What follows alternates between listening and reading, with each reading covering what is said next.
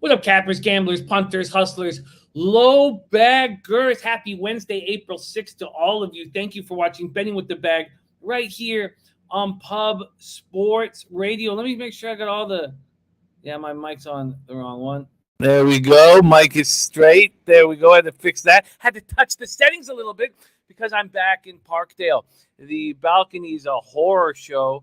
But I am wearing this fresh San Antonio Spurs ABA hat given to me by Jeff Slaughter, and I am refreshingly sober. I don't know how many hours it's been, but goddamn, this sobriety feels so good. It's never felt better, in fact. Never felt better. I don't want any more Kraken for a little bit, for a little while. You know, a week minimum. I'm actually trying to stay off the sauce till, you know, the Run for the Roses, the Kentucky Derby. But I'm not going to put that heaviness on me. I just like to stay away from the Kraken for a little bit. Jose's in the studio at Southtown 101. Let's see how good Jose looks in the studio. Look at that guy. I'm not in the studio at Southtown 101, actually. I'm at home. Wow. I'm at home. You put a green screen together. Yeah, no, baseball season starts tomorrow. You're always talking all this shit. You're talking all this cash, and here we go. Okay. It's nice to see you. Nice to see you getting your shit together, Jose. You were saying that my Wi-Fi is a little slow, really? Yeah. You know, we're working through the coming back kinks. Yeah. You know, looking a little laggy, but it's all right. You know, is it looking laggy? It shouldn't be laggy. It shouldn't be laggy. It definitely should not be laggy, but it currently is, and we roll with it. Okay. And well, please like keep your hat, by the way. Thank you, and please keep me updated as to if the internet is an issue, as it should not be an issue. Shout out to all the cappers joining us in the chat. We got Sammy Calmer just locked in Pistons plus 8.5, OKC plus 17.5, Clippers money line, some soccer as well. There's Nut Flush Allen, Mark Schillingberg says, "I like it, Sam. That Detroit and OKC jumped off the page." When I looked at them, there's Hector V ready to get to work. Hector V in the house. Jose Contreras, Billy Friedrich, JPZ, LJ from H-Town. Cashed Heat, Bucks, Suns, and Jalen Green over 28 points last night. Nice work. There's razor sharp picks in the house. Back-to-back winners to start off the week. Attaboy, Razor, Mike M, Serious Business, Clint Star, the diehard MMA podcast. We got Jake Valent, Stephen Dollery, DJ Big Boss. Dennis Garcia says, we're doing a Santa Anita Derby show. I can't do one. I have to be a father, and the best father I can possibly be on Saturday. So I've got a lot of family time I've got to put in.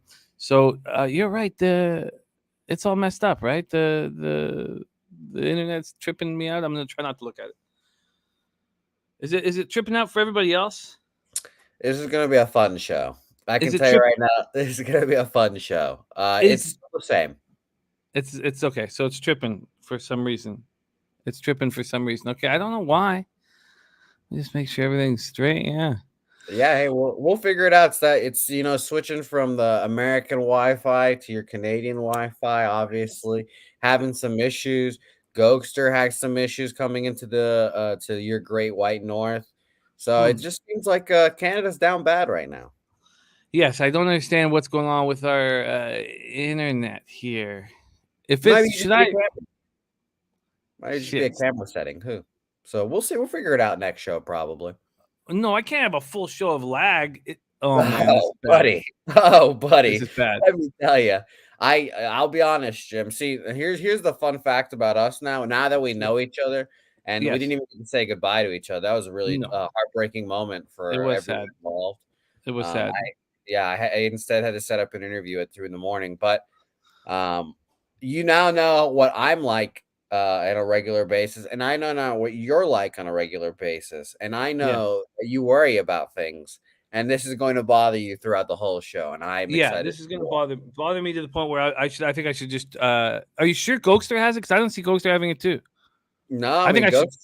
Hey, why don't we bring Gogster on? How about Let's bring Gogster on. I'm gonna shut my computer. See, Gogster doesn't have it, but I have it. Yeah, just you. Yeah. Okay, I'm gonna bounce out. I'm gonna get my shit straight. This I can't do a whole show. I'll lose my mind. Gogster, begin by regaling us with what happened to your baggage, and then take us in the Lightning Capitals. I won't be long. Oh, you're and muted. you muted. Here we go. We're on fire. We're on fire here today. What's going on, guys? How are we doing today? Yeah, we're on fire. It was quite the travel back into Canada. It was not the greatest. Took United, had to sit on the tarmac there for about 45 fucking minutes because, there's not enough people working in Canada that want to actually work. So we're stuck on the tarmac for 45. Get into customs there, Jose. Let's wait another hour and a half to get through customs. So I get there at about 12:30, wait for my luggage. Oh, your luggage dropped off at 11:15. It's been there for an hour and 15. Ma'am, it's not there. So we waited another hour and a half to find out that some family, maybe from the Philippines, thought that was their luggage. It was not. It was Gogsters. They dropped it off at about 2 in the morning after getting there at about 10:45. And we got back to Belleville at about 4 in the morning. So welcome back to Canada. How y'all doing? Let's. Yeah, I'm glad that you had that lovely journey. I mean, and tell everyone what's the weather like in Canada, and how did you get back there? You know? I forgot to say I was in shorts too. I was in shorts coming from Texas, and I didn't have any pants because they were in my luggage that was gone. So it was about -8, and I thought, you know what? I'm Canadian. I can just go outside and bear this. No, I couldn't. I went out there for about 2 seconds, ran my ass back inside, and started to panic until someone started to tell me where to go.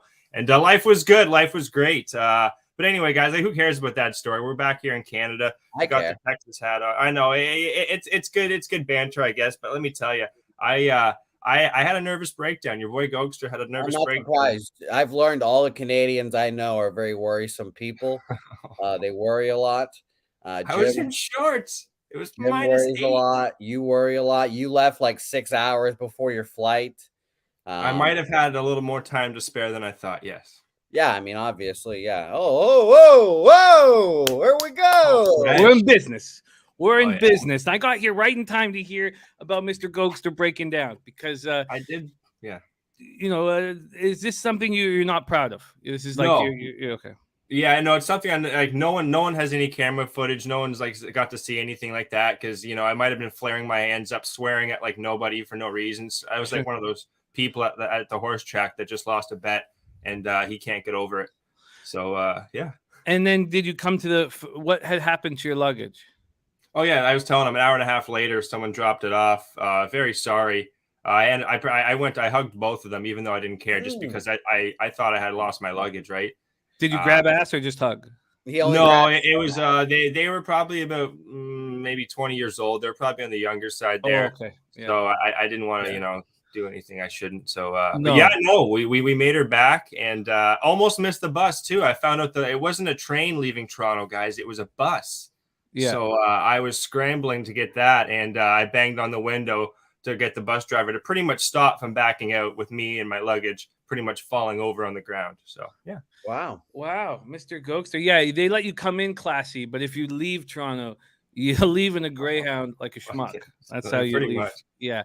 Okay, I'm back in business. We got the computer right. I'm good. It seems like it. It seems like we're all set. Let's get right to work, Mr. Gogster. Shout out to all you guys in the chat. Thank you so much for joining us. There's Jeff Slaughter calling you buddy. Rodney Barton. And I got the ABA Spurs hat on right now. Jimmy Gomez says Goji's trip back home is like my trip there. And Slatsy says winning night in NHL last night. Those Canes let us down. Not much on the card that jumps out. Let's get right to work. Thank you guys so much for joining us right here on Pub Sports Radio. But before we go, let's just give a giant shout out to our fearless leader, man, Jeff Slaughter. Man, he took such incredible care of us. It was such an unbelievable 2 weeks, and there were hiccups. But we handled them with aplomb. And it was 2 of the most fun weeks of my life. You did not handle them with aplomb. You were just polluted, and you were like, Hey, you handled it quite well. Hey, COVID shut a lot of people down. Did it shut me down? No. It might have. It might have. We don't know. We don't know. It might have though. No, it didn't. Because you would have seen. No, I was in business. I was always in business. Always on business, in business and on business. But shout out to Slaughter and to all the Jose Bouquet and Big Show and Preston behind the scenes, and to all of you pub squatters, our guys that came out to support and party with us. It just meant the world. So thank you to everybody who came out San Antonio, and those that couldn't make it, don't worry about a thing. We're going to be doing another one, and know you're loved as well. We have no hard feelings if you couldn't make it out San Antonio, because you're going to get many, many, many more opportunities. All right, let me just make sure now my settings are straight. I'm straight. Ghost, are you ready to rock? We're ready to fucking go. Let's do it, bud. There is Nasty Nate in the house. Dabby Cab. What a great group. What a great group. Let's get started right now. We start at 7:30 p.m. Eastern. Tampa Bay Lightning 43-19-7, 22-12-2 on the road at the Washington Capitals, 37-22-10, 16-15-5 at home at Capital One Arena in Washington, D.C. Vasilevsky versus Samsonov. Vasilevsky 35-15-4, 2.43 goals against average, 917 save percentage, 2 shutouts. Those numbers are dropping. He's been a workhorse.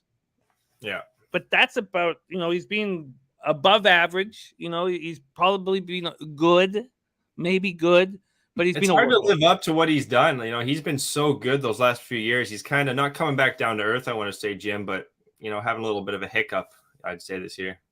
Yes. Like Joe this to start. And it's possible that the whole team is having one at this moment now. It's going to be very interesting to watch if they can just turn on the switch like they've been able to do back-to-back Stanley Cup champions. Ilya Samsonov, I have listed. Let me know if that changes. 19-9-4, 2.95 goals against average, 899 save percentage, 3 shutouts. Gogster has spoken often about his difficulties at home. He's been much better on the road. Tampa Bay power play, and Samsonov is confirmed, says Billy Friedrich. Yeah. And Sammy says he will be at the next meetup. And Jimmy Gomez says, classy, genuine man, that Jeffrey Slaughter is, without a doubt. Washington power play, 19.4%, penalty killing, 81.1%. So I'm going to pull up the market moves when I hand it over to Gogster. But the Lightning coming off their second straight home loss, and it was ugly. A 6-2 beatdown at the hands of the Leafs on Tuesday night. Nuts. They're now 4th in the Atlantic. So, Gogster, I hope you're confident with your Carolina Panther futures, because they might have to play the Tampa Bay Lightning in the first round. Are you talking Carolina Hurricanes or Carolina? Oh, sorry. I'm wearing teal, so I'm thinking Panthers. Yes, the Hurricanes. I hope that's now. Obviously, the Lightning can get hot late here. The Bruins just lost to the Wings, but and the Rangers could usurp the Hurricanes for first in the Met. So there's lots of changes that could happen. Billy Friedrich says, I think the Rangers will end up winning the Metro. I hope not, because I stayed off betting on them a couple different times due to some of the people in the chat proclaiming that this team is so bad 5-on-5 that they're incapable of winning the Met. But I will only blame myself. Don't worry. I won't blame anyone else.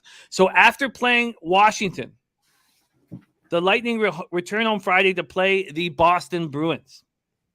They both have 93 points, and the Bruins have one more regulation plus overtime win. Ryan McDonough is going to miss tonight's hockey game, but this is a pretty healthy group. He last played on March 24th. Capitals have also lost 2 straight badly at home. So you have 2 teams playing poorly at home. They lost, but look at these losses. They lose 6-1 at home to the Hurricanes on March 28th. Then they have 6 days off. Yeah.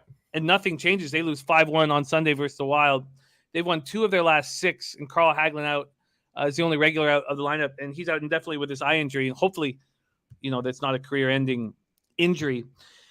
Gogster, take it away here. Lightning Capitals.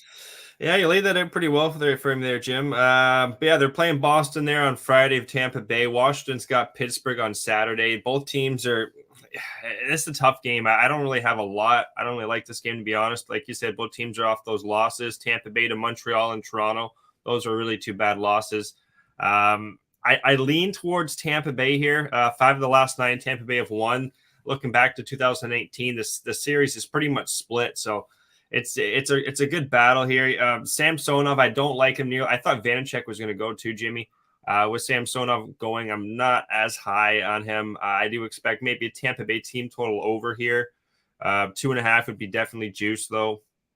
No goal possibly here in the first 10 minutes, actually. That's where I'm going to look here, actually, Jim. I think this could be a tighter affair early. Samsonov is the only question I have. I actually did bet this, guys. No goal first 10 minutes, plus 130. Just both teams coming off those losses. I just expect it to be a bit of a cagey start, as they say there, Jim, between these 2 teams. Vasilevsky, I do think he's going to have a bounce back game. Carolina, Minnesota too. Those are high-end offense team, high-octane team, young teams too, Carolina, Minnesota. So I do think Washington's going to put in a good effort. They're coming off those 2 tough losses, but it should be a battle of a game. I lean towards the unders, and I did bet no goal first 10 there, Jim, plus 130. It's up to plus 143 right now. Let's do it at bookmaker.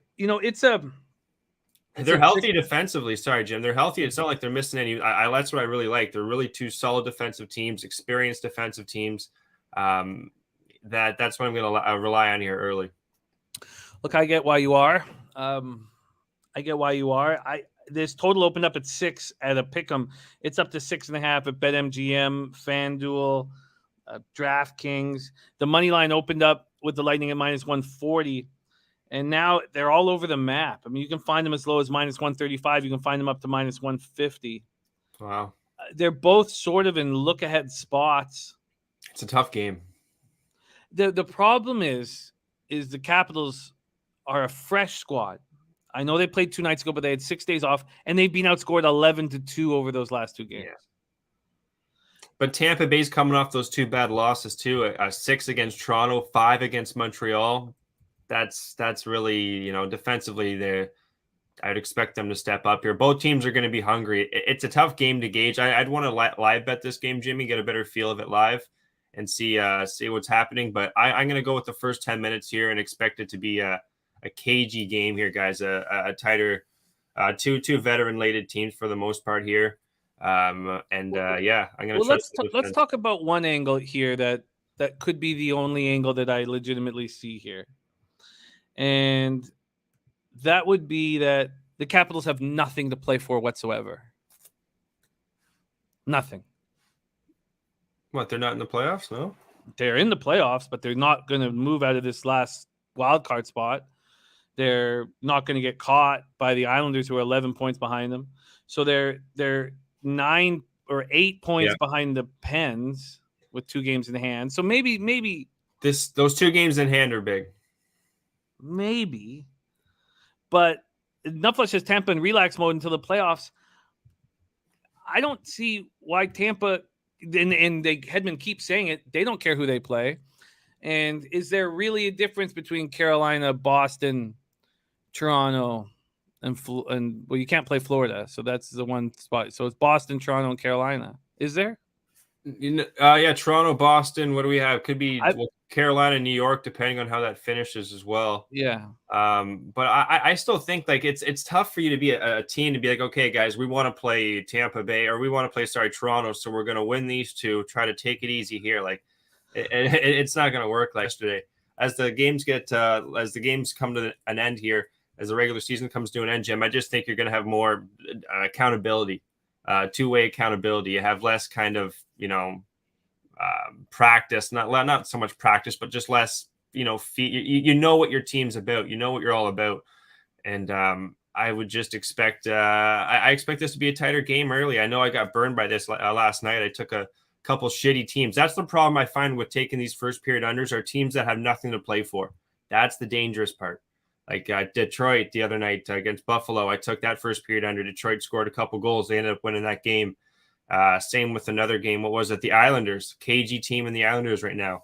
They ended up scoring a couple goals in the first period, or they scored 1 against Dallas. So I like taking these first period no goal in the first 10 minutes for teams that have more so something to play for, more have playoff aspirations in the next couple weeks. And we see 2 teams right here. So. All right.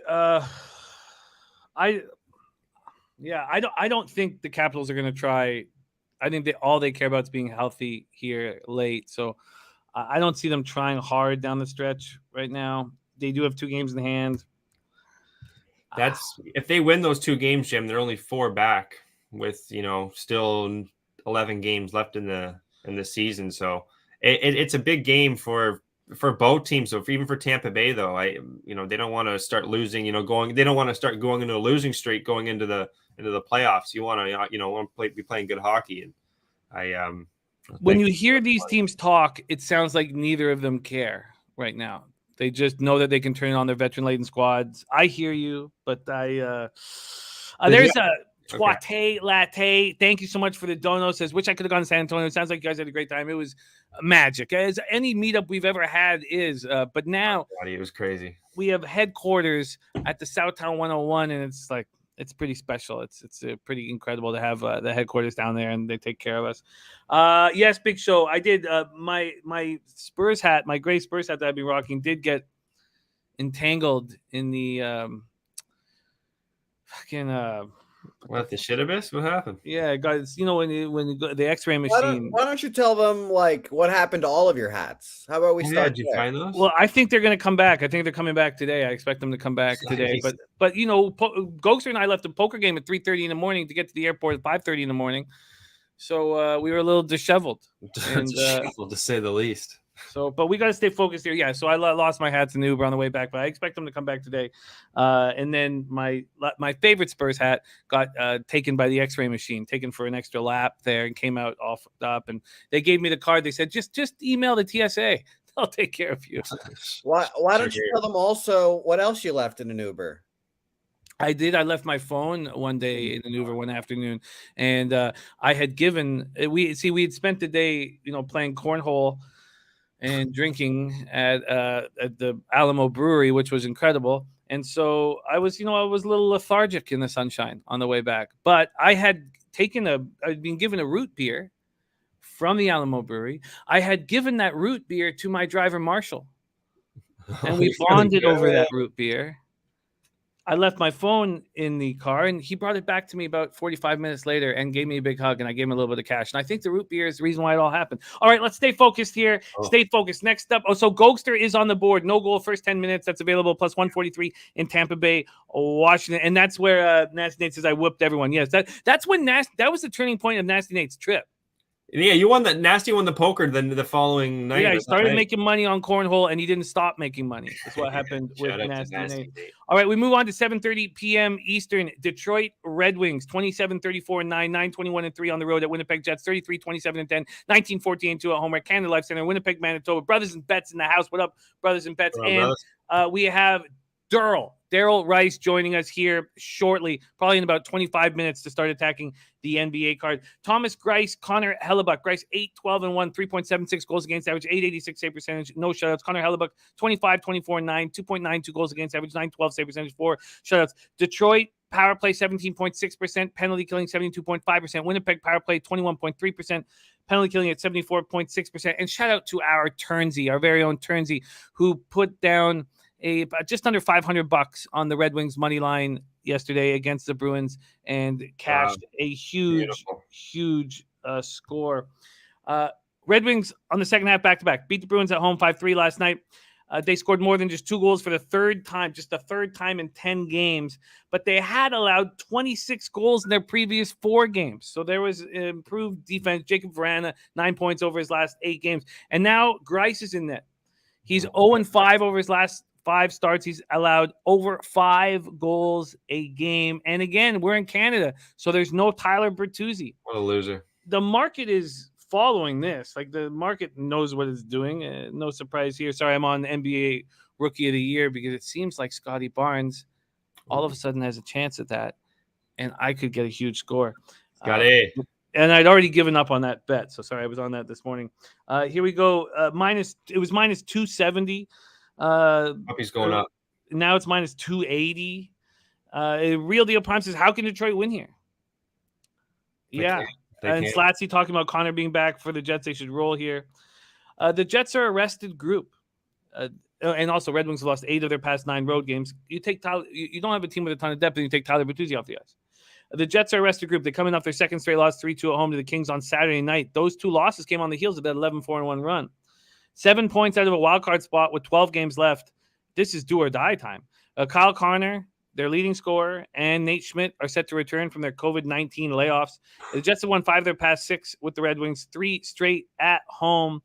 Take it away, Gogster. Wings, Jets. All right, this is the one I love. This is my play of the day here. I think Winnipeg is going to just smash from here. I think it's a smash spot for Winnipeg. I'm taking them 2 ways. Could take them 3 ways, but taking 2 ways, Jimmy. Puck line on Winnipeg. I'm taking first period puck line minus 0.5, Winnipeg plus 111. just no reason, in my opinion, here to not take them. They're coming off back-to-back losses against Toronto and the LA Kings. Two really good, tough playoff hockey teams. Now you're getting Detroit on a back-to-back. You know, they got that win against Boston, but before that, they had a 6-game losing streak there, Jim. So this is just a bad hockey team. And they've had one of the last 6 games. They've scored 3 or more goals against Winnipeg. Is that what I have here? Yeah, Detroit's only scored 3 goals once in the last 6 meetings when they played this Winnipeg team. And now you're not going to have Bertuzzi again. They're off a back-to-back. 5 of the last 6, too. The Winnipeg Jets have beat this team, and I don't think it's going to change here, buddy. 3-9 on the road since February 1st. Detroit on the road. Winnipeg at home, 9-6-1 since February 1st. Big issue too, Jim. The penalty kill for the Detroit Red Wings is 60% on the road since February 1st. So in the last 2 months, their penalty kills got problems. And another big stat that I just found before the show here, guys, was Detroit since, what do I have here? January 1st, they've scored 9 goals, Jim, on the road in the first period. They've allowed 22 first period goals on the road. So you got a hungry Winnipeg team, them on a back-to-back, and you got a goalie in Grice who hasn't played very much hockey for good reason, and Picard's hurt. So this is I think this is a double up. I wouldn't even mind if you guys took a team total over, but it'd be juiced about -140, 3.5 for Winnipeg. But I like the puck line, Jamie, and first period -0.5. This is my favorite play on the board. Yeah, it's screaming at us. And the line's going up. I saw it at FanDuel. We got FanDuel now, Jimmy. I got a FanDuel book, buddy. It's up to like -310, 315. I feel like that's like the new Bet 365, very public. Yeah, I expect that number to move too. All right, well, let's see what we can get you right now. The puck line should pinnacle there. It was +111 first period, guys. -0.5, still available from what I'm seeing. Okay, the puck line on the game's -105. You're getting +111 there, Jim, for the first period. Okay, yeah, that's better. And so that's better, a little bit better than's available right now at Bet 365. That all makes sense to me. That makes sense to me. I should probably jump in. I was a little hesitant on this card, but puck line. You know, I've had an awful track record with puck lines. We'll see what happens, but I don't want to jinx it. But everything's just screaming. Even the team total over. I have a hard time seeing the Jets not score with Connors, and they're getting Schmidt back too. This is like it's almost too good, you'd say. But the line's telling you that -290. It's not like it's -200. It's a juiced up line there for a good reason. And Turnsy says, catch the big boy bet on the Wings last night. I did mention that, Turnsy, your big score, and says going right back to the opposite side and taking the Jets today. So he knows this Detroit team inside and out. Let's go. Okay, that all makes sense. I think that I'll run with you guys on that. Let's move on. We have 3 games left in NHL before we jump into NBA. 8 p.m. Eastern, Seattle Kraken 22-41-6, 10-21-3 on the road at St. Louis Blues, 39-20-10, 22-9-4 at home. And yeah, you're with +110 at Bet Online. Yeah, it's +110 at Bet 365. +111 is what we found. Gogster there. All right, we're in the Enterprise Center in St. Louis, Missouri. Grubauer, 15-28-5, 3.19 goals against average, .888 save percentage, 1 shutout against Binnington. I've got Binnington listed. Let me know if he is going to get that opportunity, or it will be Husso. 13-13-4, 3.25 goals against average, .899 save percentage, 2 shutouts. Seattle power play at 14.7%, penalty killing at 74.3%. St. Louis power play at 26.4%, penalty killing at 83.1%. Let's pull up the Action Network and see what we are dealing with. Here we go. We have the sorry, Jim. I think it's Husso. I'm seeing Husso in starters net. So okay, that makes sense. I don't know why they keep listing Binnington as if they're still going through like their who was the number 1 goalie at the start of the year, because he's certainly not anymore. Blues open up at -260. They're down to -230 at Bet Rivers and Sugar House. This total opened up at 6 juice to the under. It's now 6 juice to the over right now. Juice to the over. And Ron Crawford says, yes, it is Husso. So Kraken followed up back-to-back home losses to the Knights by defeating the Dallas Stars 4-1 at home on Sunday. They are 5-4-1 over their past 10. It's just Jaden Schwartz who has had a tough time getting back on the ice following the wrist surgery. The Blues coming off their second straight win and fourth in 5 games, 5-1 at home over Arizona on Monday night. And they've been destroying Pacific Division teams all year, 14-3-3 against Pacific Division teams. And it's that division that they're in that's so tough. And the Pacific Division is just a weak division. Robert Thomas riding 6-game point streak. Buchnevich has also a 6-game point streak. So Thomas has 11 points over those 6 games. Buchnevich has 9 over those 6. Perron, a goal and 5 assists over his last 5 games. And Kyrou has returned from the non-COVID illness. He missed 3 games with this non-COVID illness. He's back. Torrey Krug still recovering from an upper body injury, and there's no timetable yet. So I guess they're hoping he's back for the playoffs. Take it away here, Gogster, Kraken, Blues. Yeah, they also those 3 lines there: Saad, O'Reilly, Perron, Buchnevich, Thomas, Tarasenko, Barbashev, Shen, and Kyrou. I say there's some top 3 lines.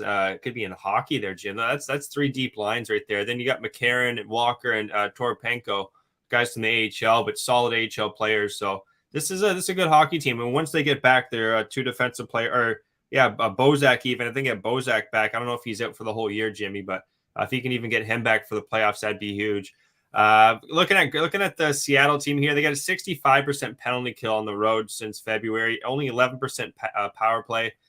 Right away, I'm thinking it could be an under. The way St. Louis has been playing lately, they've been looking really good defensively.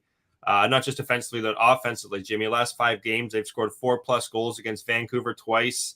5 times. Vancouver twice, Edmonton, Calgary, and Arizona. They've scored 4 or more goals, this St. Louis hockey team. And you're getting a pretty weak defensive team and a bad goalie, one of the worst goalies on the road right now in Grubauer. So a team total over, I don't mind. I actually kind of want to put this in a parlay piece, Jamie. I know I had a rough track record with the parlay pieces in San Antonio, but like a Winnipeg, St. Louis parlay, I don't mind that at all. I do expect Winnipeg to get it done. So I'm thinking of maybe throwing them in here with a St. Louis parlay possibly. They got a Minnesota on Friday, so I don't want to say it's like a look ahead for St. Louis. That'd be my only trepidation, I guess you could say. It's a big word for me to use. But anyway, Seattle's got a back-to-back, though, Jim, tomorrow. They got Thursday. Tomorrow they got Chicago. So Seattle does have a back-to-back. So it could be even could be their backup there. What's his name? Drieger. Could be Drieger going too. So Chicago tomorrow. I do lean towards St. Louis to get her done here, guys. 5-4-2.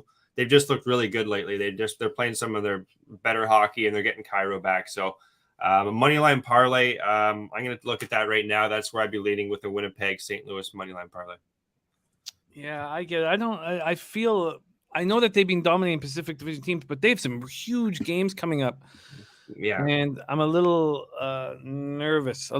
So let's move on here. This may be a parlay piece, possibly for Mr. Gogster. It is, however, the spreadsheet play of the day. St. Louis Blues in regulation for our Ron Crawford.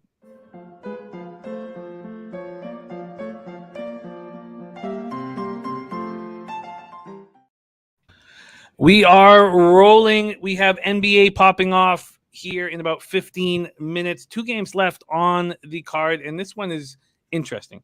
10 p.m. Eastern, Vancouver Canucks 32-28-10, 18-14-4 on the road at Vegas Golden Knights, 39-28-4, 20-13-3 at home. T-Mobile Arena in Las Vegas, Nevada. Thatcher Demko, the Iron Lady. The Iron Lady has disappointed me this year, but his numbers are like pretty much the same as Vasilevsky's. So I guess we shouldn't be too harsh on the Iron Lady. It's not his fault. You know whose fault it is? It's Benning's fault. Benning is his mark on the franchise is going to last so long. And we only had 1 more year to get out of all of the contract issues that we have. But no, Benning says, no, I still think we can compete, and makes this stupid trade with the Coyotes to bring us more contracts that are going to hang around our necks. Maybe in 10 years, Benning's fucking ass prints will be gone from the Vancouver Canucks hockey team. But I tell you what, Mr. Benning, you better fucking pray that I don't see you in public, because I will buy the first ski mask that I can fucking find. And I will grab the first fucking aluminum stick. And I will Nancy Kerrigan the shit out of your ankles. Not just once, though. I will keep fucking swinging and swinging. Hello. And fucking swinging till I'm fucking locked up. And you know what's going to happen then? Then I become the people's champion. And there's thousands of Canuck fans in front of the prison going, let the bag out. He spoke for all of us. Fucking bum. Well done. Thank you. Robin Leonard, 22, 15, and 1, 2.75 goals against, average 909 save percentage, 1 shutout. Vancouver power play, 21.7%, penalty killing at 72.8%. Vegas power play, 18.4%, penalty killing at 78.7%. This is a big game for a team that is not stepping up. And the big question here, if you're thinking about backing the Canucks, is Quinn Hughes on that fucking flight? Was Quinn Hughes on that flight? Can anybody find out if Quinn Hughes was on that flight? Because he has been sick, and Boudreau was hoping that he could fly to Vegas on Wednesday, but we have I couldn't find out if he was on that flight, and it is extremely important. Let's see what we are dealing with from an odds perspective here. We have the Canucks opening up as plus 148 dogs. You can get them anywhere between plus 140 and plus 152. This total opened up at 5.5 minus 120 to the over. It's now minus 125, or it has moved to 6. Ryan Kozlowski said Nancy didn't do the swinging. Just saying, no, I know. She took, look, who didn't want to bang them both, man? Obviously, I followed that case closely. And look. Shout out to our guy, Ryan. Nancy didn't do the swing. No. Nancy just took the knee buckling shot from Galuli. Was it Jeff Galuli? I think that's the guy, yeah. Jeff Galuli. That's the only thing from before Jose was born that he knows about. You can't ask him about any movies or any music, but if you're like, remember that figure skater, that hot brunette figure skater that took a hard shot to the kneecap? Who hit her? And he'd be like, Jeff Galuli! Vancouver, 8 points behind Vegas with a game in hand, 12 games remaining. They came back from a 2-0 first period deficit. They out-hit the Knights 28-9. And it's something that we need to watch for, because if the Knights aren't going to play physical at all out there, and they made interesting offseason trades to take away a lot of their toughness, then they're going to get beaten up in the playoffs. And we've never said that about the squad before. Now, maybe it was just that they were up 2-0 and they took their foot off the gas, just started dumping and chasing and took some hits, but out-hit 28-9. Besser left Sunday's game with an injury, out indefinitely.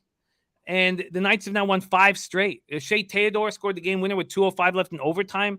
So nice. That's his goal in his 3rd straight game. That's a franchise record for a defenseman for their fucking 5-year-old franchise. Max Pacioretty and Mark Stone are skating on their own. Of course they are, because this is all just a move to get around the cap issues. Oh, they're doing what Tampa Bay did. Okay. Hopefully they get in and then they can bring their stars back and cheat the cap. Just like Kucherov did. Take it away here, Gogster. Do you have any feeling like the Canucks can fight back against this Knight squad? Both teams are kind of banged up a bit here, bud. Looking at the lineups here, Vegas, they got Danov, Eichel, Stevenson, but their third line here, Janmark, Roy, Kolasar, Rodenberg, Jake Lishkinen, or Lichisten, I can't even pronounce his name, and Coughlin. Anyway, they got a lot of guys up from the AHL there. And then taking a look at Vancouver, it's not much better. Their third line's got Podensky, Lamico, Chason, Patan, Brad Richardson from Belleville, and then Will Lockwood. Holy Jesus. So both teams doesn't scream a lot of offense here, and I kind of want to take another no-goal first 10 minutes here, first period under. It goes against, though, a lot of the stats because the last 5 have gone over the first period. So, but that's with the teams that they're much healthier. And it's completely different looking Vegas team than they have been in the past. Vegas is looking really good defensively. That's the biggest thing with Vegas right now. They're winning games because of the defense and who they got back there. McNabb, Theodore, Hutton, Petrangelo, Martinez, and Whitecloud. That might be the best 6. That might be the best defensive pairing going right now. McNabb, Theodore, Hutton, Pietrangelo, Alex Martinez, and Zach Whitecloud on the third line there, Jim. That's a really, and they haven't been put together all year till now. So maybe even like a Vancouver team total under, I don't mind here, 2.5. But I don't have any action. I might tweet out something later on in this game, Jimmy, but I definitely think we could see a little bit of a change in the recipe here with the overs in the past. What is it sitting at? 6 minus 122. I definitely lean towards the first period unders plus 105, guys. I do think it could be a bit of a cagey under because there's a lot of injuries on both teams, especially Vegas on their offense, but defensively they're solid. Yeah, it's moving from 5.5 to 6. And then we have open at 5.5. Hey, wow. We have this Golden Knights team that must win. Well, they must win, and you know what? They've been winning. They will win. They've won 5 straight: Nashville, Chicago, Seattle, Vancouver. I'm going to jump on the Knights -1 here. They must win here. They're out of a playoff spot right now, which I would just fucking love. And Vancouver, their offense doesn't. I don't think it's 20% right now though. Jim, power play, 77% penalty kill. February 1st on the road on 3 losses: St. Louis, Vegas. Wow, Dennis Garcia going down with the squad says Vancouver first period money line, full game money line.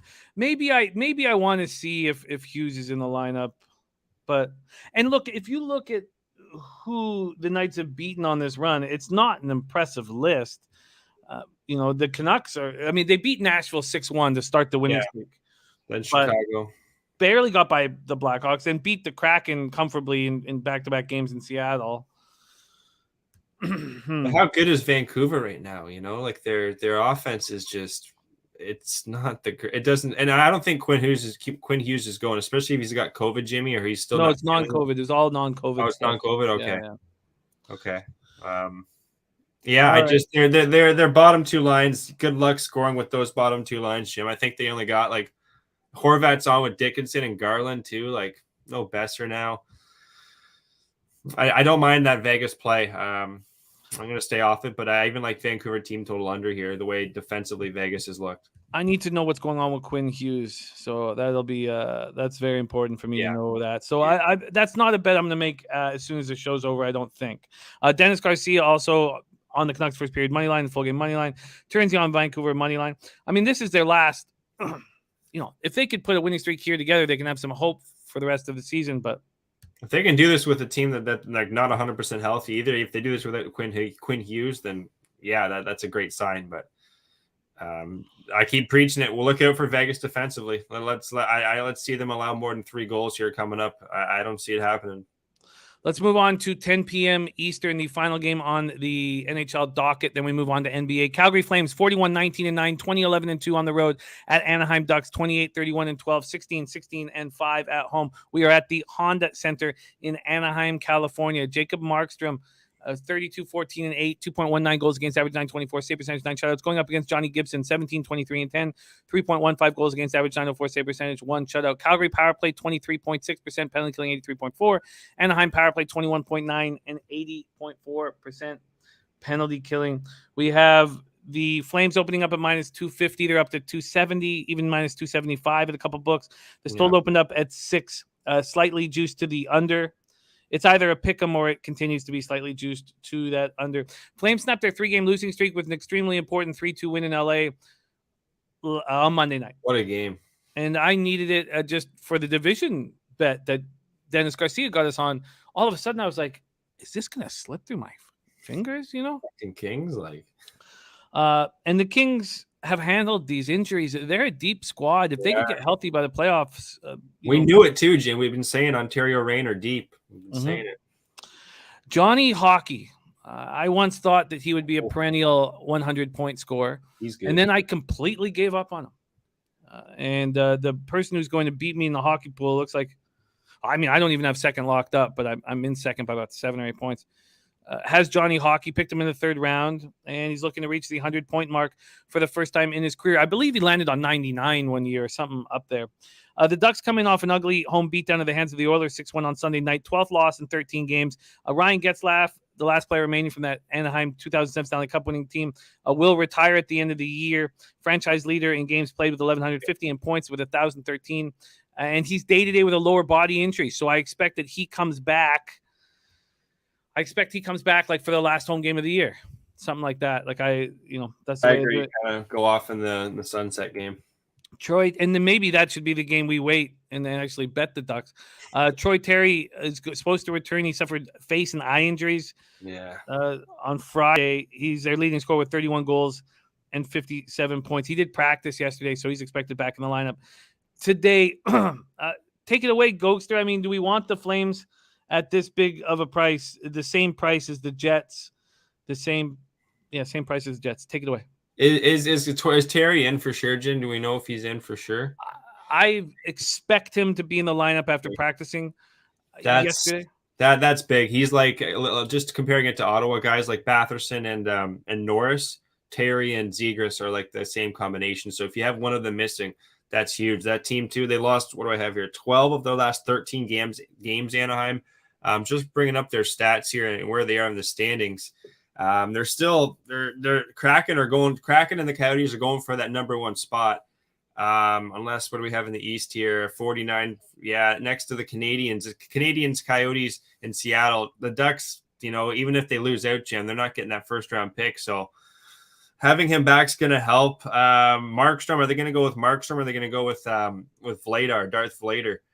They have San Jose on a back-to-back, Calgary tomorrow. So it will be 3 games and 4 nights coming up tomorrow. So it's a bit of a tricky spot here, especially with Terry coming back. He got it just lacerated against Arizona there because ever since Delorier's gone to Minnesota, Jimmy, that team's people know that, and they're going after their star players. So and Calgary's got a lot of guys to push you around too. So I almost want to throw either. I wonder what the chat thinks of this one. Calgary guys or St. Louis in a money line parlay with Winnipeg. What do you think there, Jim?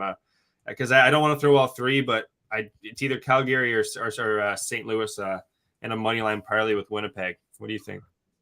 Vril Video is wondering the same thing. There's my guy Res Mob in the house. Well, why don't we go? Who's the most likely team to lay an egg here? St. Louis have Minnesota Friday. Calgary have a back-to-back tomorrow against San Jose. The Flames probably feel like they just clinched the division by beating the Kings. But they're only up by 5 now. Actually, they're up by 4 because Edmonton just won the other night, so they're up by 4 with 2 games in hand. Edmonton's been winning a couple games, so I still think it's important for both of them here. What do you guys think in the chat? St. Louis or Calgary? I agree with Billy Friedrich. I think the Flames are most likely to kind of lay an egg, a surprise egg here. But look, the Ducks have lost 12 or 13. I don't think there's anything wrong with it. And Viper just put all 3 in a parlay.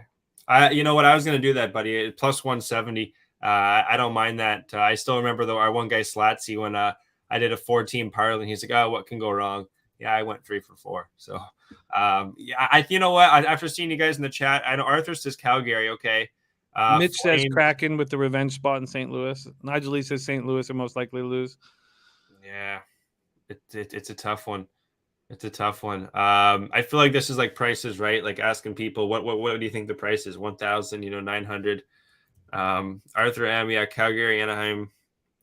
You know what? I And Satsy says Flames are 4-32 in Anaheim. For some reason, they always have trouble in Anaheim. Are they going to? What? I'm gonna take Calgary here. I'm gonna trust Calgary here, even though they get the back-to-back. They're just a much better team. In Seattle, they're getting healthier. If they do have a back-to-back, I'm so indecisive right now. I think what were you gonna say, Jim? You don't need to force it right now. You know what? I'm going to tweet it out. I'm not going to force right now and then regret something. So I'm definitely going to have Winnipeg in this, guys. I might throw all 3 of them or just one of the 2 between Calgary, St. Louis. So thank you so much, though, for the input, everyone in the chat. I appreciate that, Jimmy. Thank you, buddy. Appreciate having me on the show. Do you want to go over a little recap before I go or what? Yeah, let's do that here. I'm just going to get this going for our guy Daryl. Yes, let's do a recap here. Gogster's got no goal first 10 minutes in Tampa Bay Lightning, Washington Capitals. He's on Jets first period -0.5 and full game -1.5. And I'm going to come in on that. I'm going to come in on that. Ron Crawford spreadsheet play today, St. Louis in regulation. Then I've gotten the Knights being out hit 28-9. The Canucks aren't going to be able to physically hurt you in that category, but they did just out hit you 28-9. I'm not sure what I'm going to do about this Knights Canucks game because the whole season is like, I mean, are the Canucks just going to give up on the season? Because they'll have to if they lose this game. I need to know what's going on with Quinn Hughes. And then Flames Ducks, I'm just going to stay off after the Flames had such a big win against the Kings. And maybe I'm leaving money on the table. We're going to hear more from Gogster if he's going to pull the trigger on that NHL parlay. Glad you got back to Belleville safe and sound. It was extremely fun hanging with you for 10 days, right? We had 10 days? Yeah. 10 days well, exactly. 11 if you're counting the time I had in Parkdale with the pigeons and everybody. So well, you should count that. So 11 days. 11 days. Mr. Gogster is great times. I do have some stuff for you. I was given a couple of things for you. So when you come down next, come down for a Woodbine Day. Yeah, I'll have some stuff for you. Gogster, any last words for the great cappers supporting the show? Oh, just thank you, Jim, for all your hospitality. Everyone else in the chat, thank you guys so much for tuning in and just giving your insights. As always, we're working together here to beat the books. I've been doing this for a long time, and everyone that's joining and getting sports betting legal, this is what we're all about here. Just cashing tickets together and growing the channel. Gogster, I have a quick question for you. What's up, bud? You're a golfer. It's the Masters week. I have one question. Is Tiger going to make the cut again? Is he going to be in this shit? He's golfing Neiman and Louis. I don't see why not. I was talking about it in the show. Some of these hacks are just there's only can almost take out 20 golfers because they're like 60 years old. They just automatically get to go into the Masters because they've won. So I think Tiger can do it. It's great for golf. It's nice to see him back, and it's a miracle the fact he's golfing after almost losing his legs. Yeah, I would. What are the odds right now for him to make the cut? I know it was like plus 120, but it's gone down. I know some books have had it like plus 100, almost plus or minus 105. But I do think he makes the cut. The guy's he dreams about this golf course. This is his track. So well, I would like to fade that man. So I will wait and then I will bet him not to make the cut. Is my plan. I don't believe in fucking miracles. All right. And one wrong, twist or turn on that leg. Look at that right there. Dennis Garcia says waiting until late tonight playing Tiger to miss the cut. I'm with you. I'm with you. We wait. Let all the public come in and believe in Tiger, and then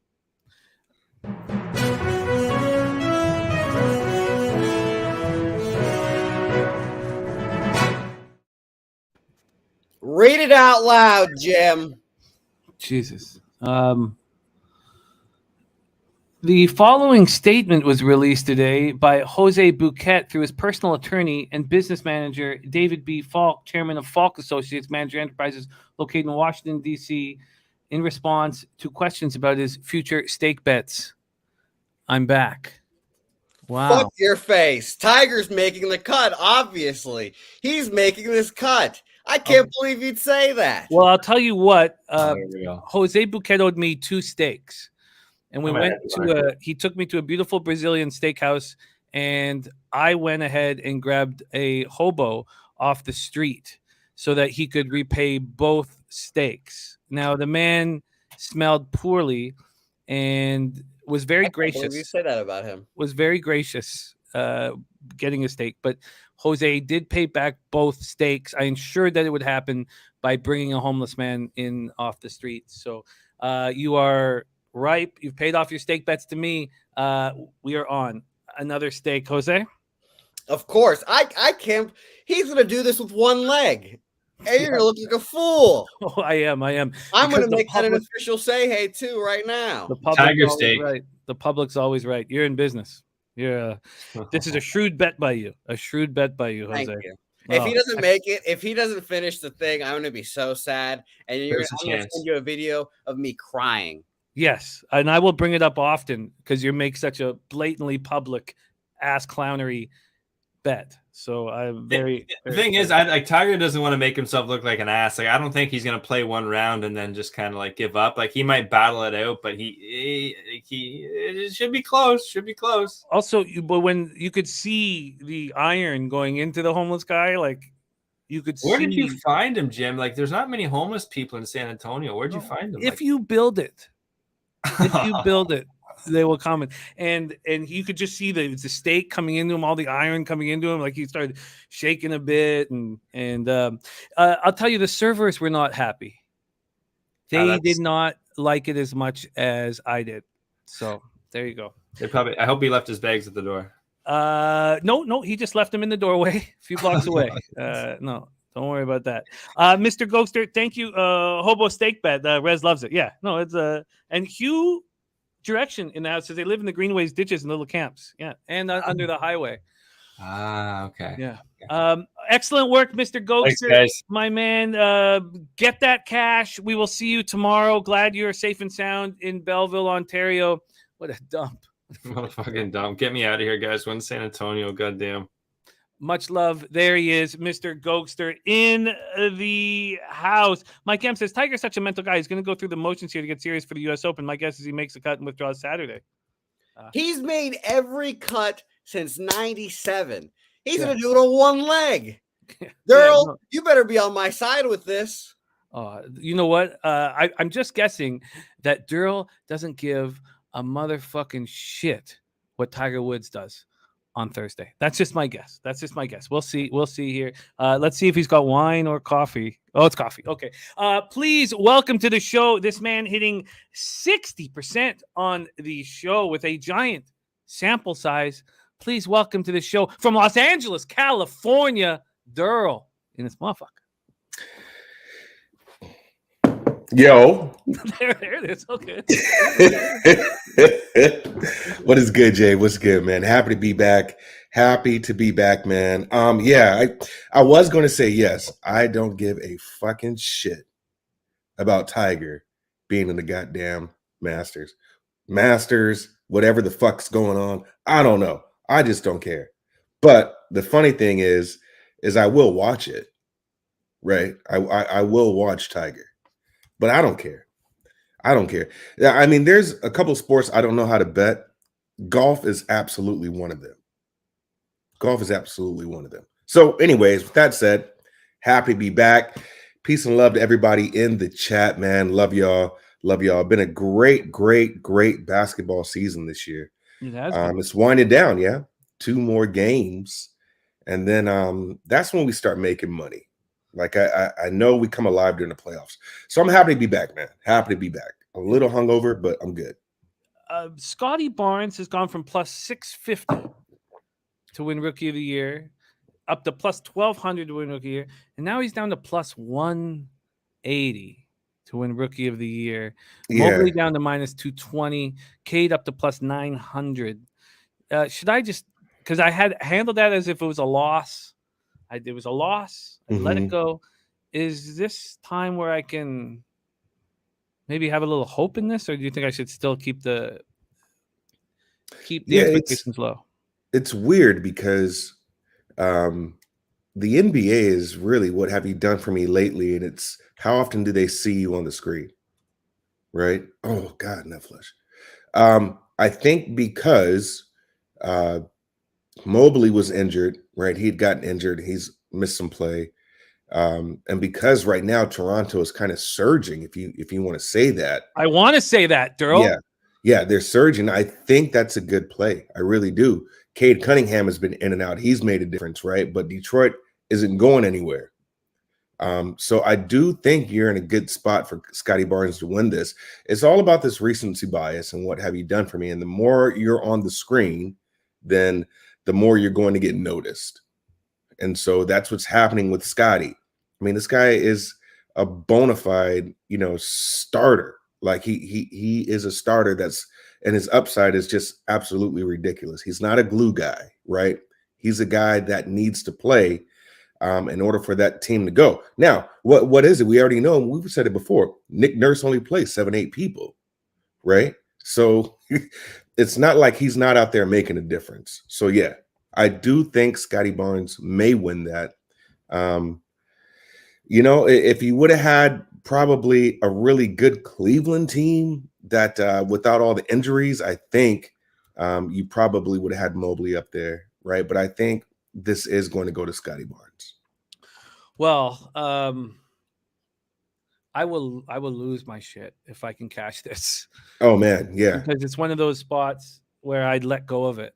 And the swing would be immense. I mean, not immense, but like a $1,200 swing for me is like, that's a big deal for my life. Jared TG says exactly, Dennis, you said it perfectly. Dennis saying you should be expecting to win. I'm not going to do that yet because it's just like you need to have reasonable expectations so the losses don't hurt so bad. But he says Raps have passed Cleveland, numbers comparable. Scotty getting a lot of late love. Scotty gets there. Scotty also has significant minutes edge. Wallace says I'm rooting for you now, Jimmy. Let's go. Yeah, it'd be a big swing of just something that I let go of. So let's get right to work, Daryl. The last week of the season is very tricky. Right. Minefield. And I would like to talk a little bit where there's games that we don't want to talk about, you know, like let's say this Mavericks Pistons spot. Yeah, I got a spot I'd like to then touch on the future action that I have and the future action that many of us might jump into. So I'm going to set up this Mavericks game. I would like involved in your analysis the fact that my only Western Conference basketball future, actually, you know what? I think it's my only. Look, I'm very interested to see who the Raptors play in the playoffs because I believe in them. And I believe if we can play a team like Philly, where we could be a dog in almost every game, where we can just bet a money line every game, can be a very profitable situation for the team, or even because we need to know who's allowed in Canada, who's not, because there's all these rumors going around that Tatum or Brown may not be allowed in Canada. And so we need more information on that stuff. But the only future I have right now is on these Dallas Mavericks. And I didn't bet it too long ago. I mean, maybe a month ago. To win the conference right now, the Mavs are 10-1. So I only got them at 18-1. Not that big of a difference. And I got 33-1 to win outright. And there was 41s out there at other books. And I got it. So that's down to 22-1 outright. So I'd like to, if you're not interested in making a move on the game, I'd like you just to discuss the Mavericks futures. We have CT Bays in the house. He's on Pistons plus 8.5. And Dan Kelly says it's Mobley or Barnes. Pistons are too bad no matter how good Cunningham is. Yes, and Cunningham went on that big run and then stopped. Then got hurt or is being rested or whatever. So they let go of all that. Let's get to work right now. We have Dallas playing at the slowest pace in the NBA over the last 5 games and longer than that. But over the last 5 games, they've been playing at the slowest pace in the NBA. Let me move over to all markets here. Dallas opens up at -10. That's down to 8 at some books. There's still 8.5 out there. This total opened up at 221, and it's all over the map right now. If I'm to believe that Caesars is still hanging at 220.5, which I find very difficult to believe. The other books are at 218, like PointsBet 218.5, and FanDuel sitting at 219. Dallas comes in off their 4th win in 5 games, 118-112 victory in Milwaukee on Sunday. They can still finish as high as 3rd place in the Western Conference, but they need home court advantage. So they are gunning for that 4th spot. Kleber dealing with right ankle soreness has been ruled out for tonight's game. Pistons coming off their 3rd straight win, 121-17 at Indiana on Sunday. Sadiq Bey went for 31 in just 23 minutes. And Cade Cunningham sat out Sunday's game against Indiana, played 8 minutes against Oklahoma City on Friday. Cunningham, Corey Joseph, Bagley are all listed as sidelined this morning early. I don't know if that has changed. I will look at that when Daryl's breaking it down. And Jeremy Grant, of course, done for the season. There's Brizzy in the house. Man, I had a great time hanging out with our guy, Billy Brisbane. And he says, I love the Mavs future bet. I love hearing that, Brizzy. My guy, Daryl, take it away here, Mavericks Pistons. Yeah, so there's a lot of moving parts happening just within these next 2 days, or these next 2 games, rather. 2 things to look at. If you looked at yesterday's games, dogs were barking, right? Dogs just were barking yesterday. And so I think more than ever, this is a time to analyze the game and see what scenarios fit best for the team that's playing, right? Mhm. What scenarios fit best for the team that's playing? Because teams, coaches, owners are really, really forward thinking, if you will. In Dallas's instance, does Dallas want to play Utah or Denver? Right? Do they want to play Utah or Denver? If I were Dallas, I'd probably want to play Denver. I would. I would probably want to play Denver. There's a lot of calamity going on in Utah right now, but at the same time, Utah can turn it on at any given second. And Denver is, you know what you get out of Denver, and their best guy being Joker. They're still injured, right? They still don't have Jamal Murray there, right? They still don't have Michael Porter at all. So it's one of those things to where you want to see where you have the best advantage. Now, I could be wrong here, right? So I say all that to say that Dallas is going to play these games out, right? They do want to see if they can get in Golden State's spot. They do want to see that. Looking at edges, I was looking at the first quarter here, right? I was looking at the team total first quarter. Dallas right now is in the bottom of scoring, and so is Detroit. If you look at their season total, first quarter points, Detroit's ranked 28th, right? They're averaging 26.3 in their last three, and Dallas is 29.7, putting up 25 in the last one and 29.7 in the last three. This total's going down for a reason. It's going down for a reason. I can't get a team total nor a combined total first quarter for Dallas. Do you have a number for that? Is it under 55? Yeah, I'll pull it up right now. And then is Dallas's team total under 27? The full total is at 56.5 for first quarter, and Dallas's team total is at 29.5. Yeah, 29.5. So they'll probably hit 30. Dallas hit 30 against Milwaukee, or Dallas hit 25 against Milwaukee. That was good defense. They hit 30 against Washington, but Washington put up a 40 burger. And they hit 34 against Cleveland. Cleveland put up 30, right? You said 54? No, the full first quarter total is at 56.5. 56.5.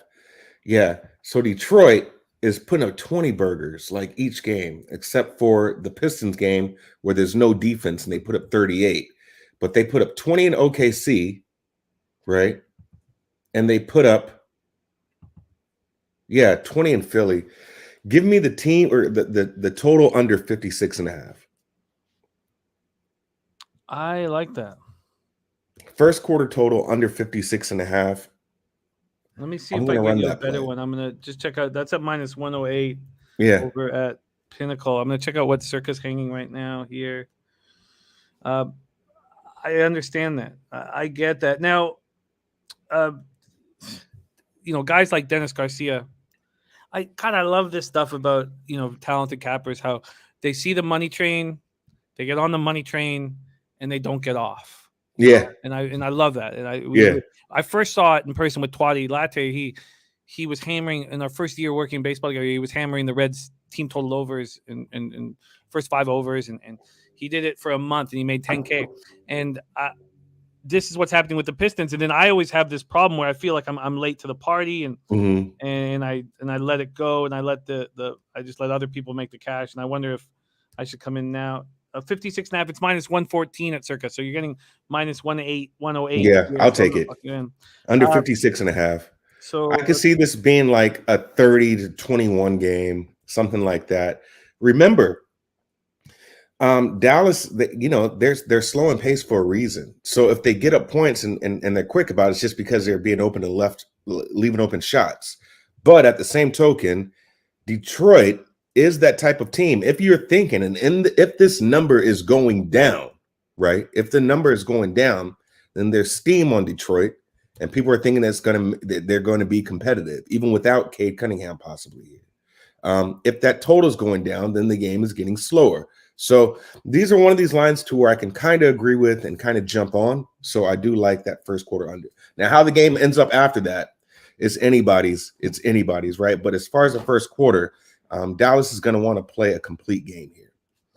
Is this the last game of the road trip for Dallas? Let me just grab this right Let's here. see. Last game? Yeah, they're home against Portland and home against San Antonio. So the schedule is rather easy. Yeah. Right? It's rather easy. All you got to do is get in and win these games. So them playing fast or anything like that, that's not going to be the type of game they play. I don't think so. And then, you're them playing dominant on the road. I mean, look at when was the last time they covered 8.5 points on the road? It was at Charlotte on March 19th. So they lost. They lost by 21 to Minnesota on the 25th.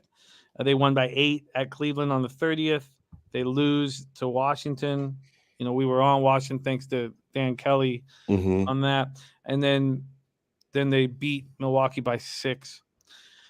What's Dorian gave you 11 points last game.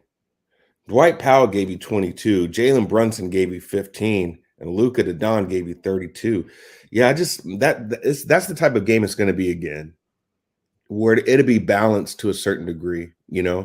I don't even see I don't even think you have Luka really go off. You don't need to. All you need to do is win the game. So it should be slow. It should be that Dallas pace that they like. So that's why I like that first quarter total under.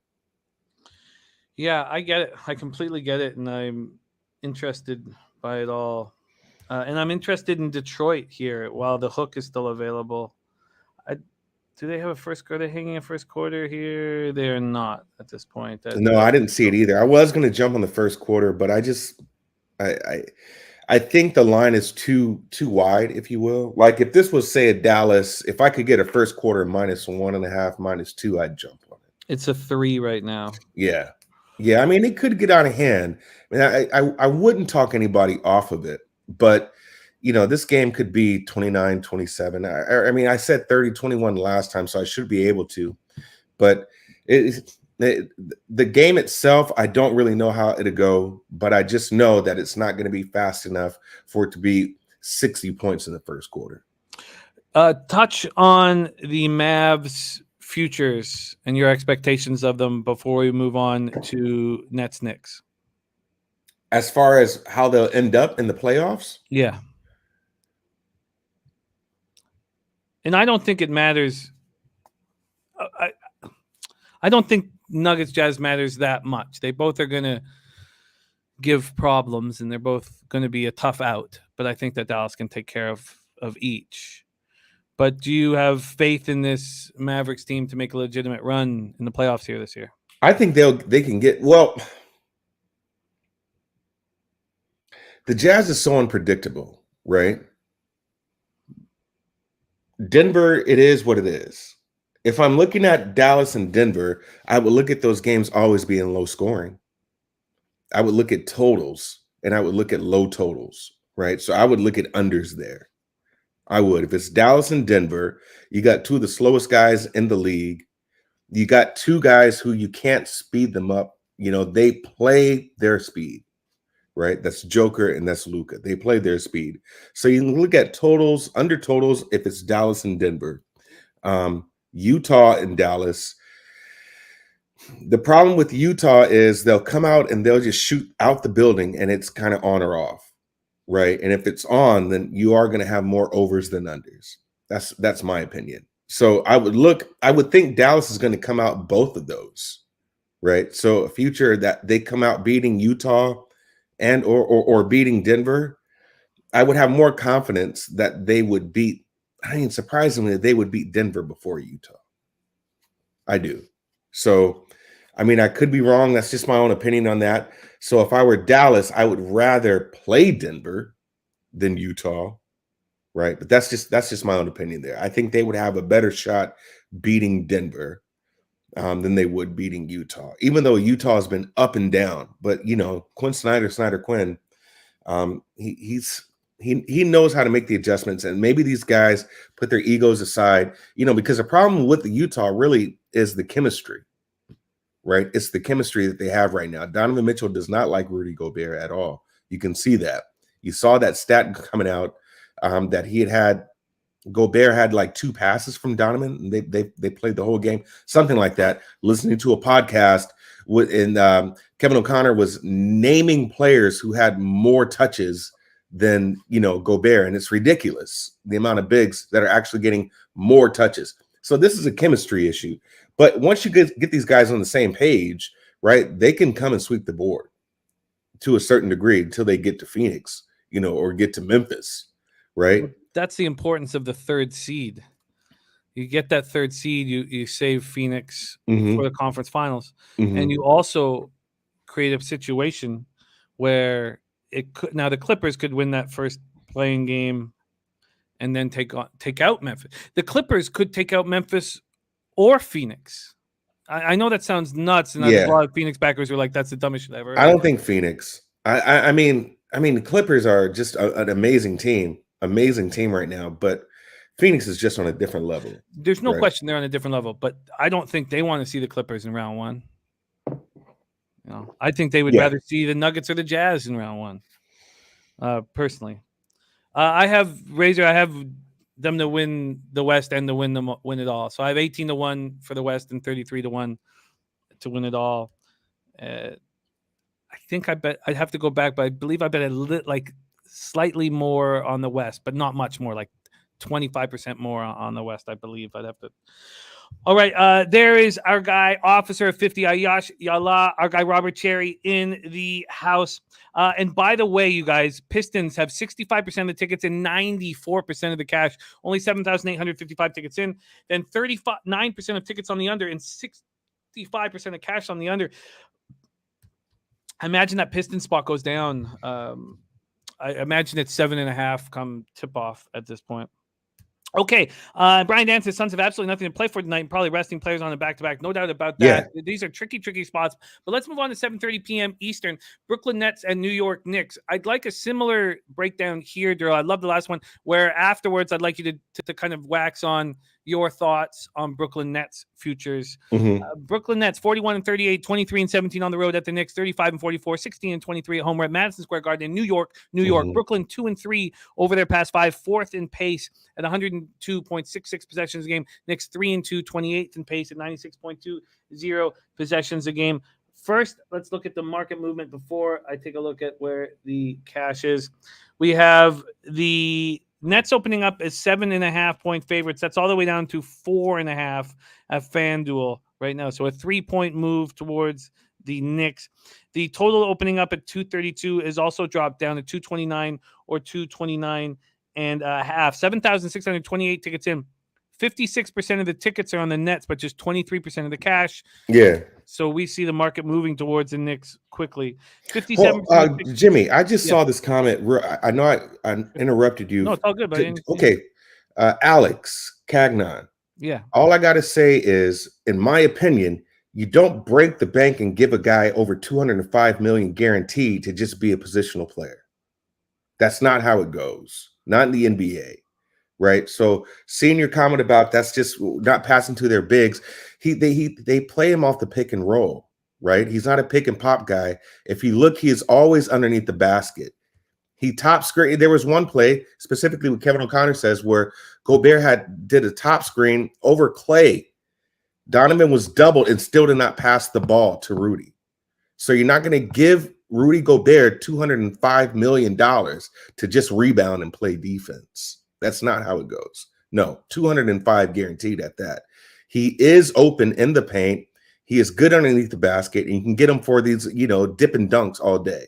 So I don't agree with that. I do see how the numbers would make sense to a certain degree, but you don't give a player that much money if he's not going to score the basket.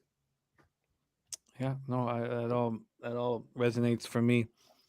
Let's go in. So we have in this spot big money coming in on the Knicks, even though the public tickets are on the Nets, and we see the big market move towards the Knicks, and we see both the tickets and the money on the under, and a big market move towards the under. Brooklyn's on the second half of a back-to-back after snapping their 2-game losing streak with a 118-105 win at home over Houston last night. Kyrie went for 42. Dragic, health and safety protocols, is out for Wednesday. Seth Curry, sore left ankle. James Johnson, non-COVID illness, may suit up. They're questionable at this point. I don't know if anyone else has an update on that. Brooklyn 9-7 since Durant returned from the sprained MCL in his right knee. They've won 6 straight over the Knicks. So that's something that Thibodeau can use, and obviously the gamblers backing the Knicks are expecting that to be used in the locker room to push the Knicks to try here. Knicks snapped their 2-game losing streak with an easy 118-88 win at Orlando on Sunday.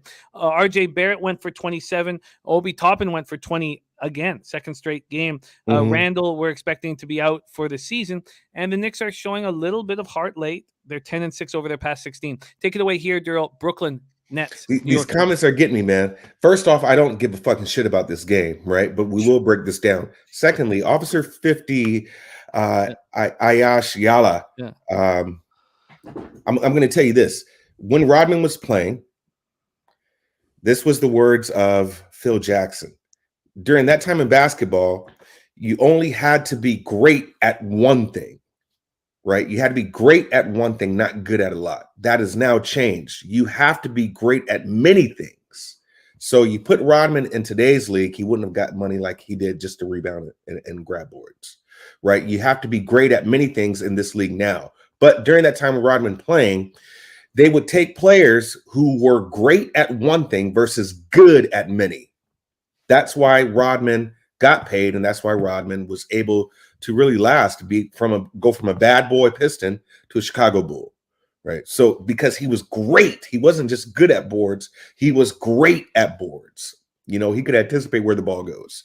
So that's just a similarity to that.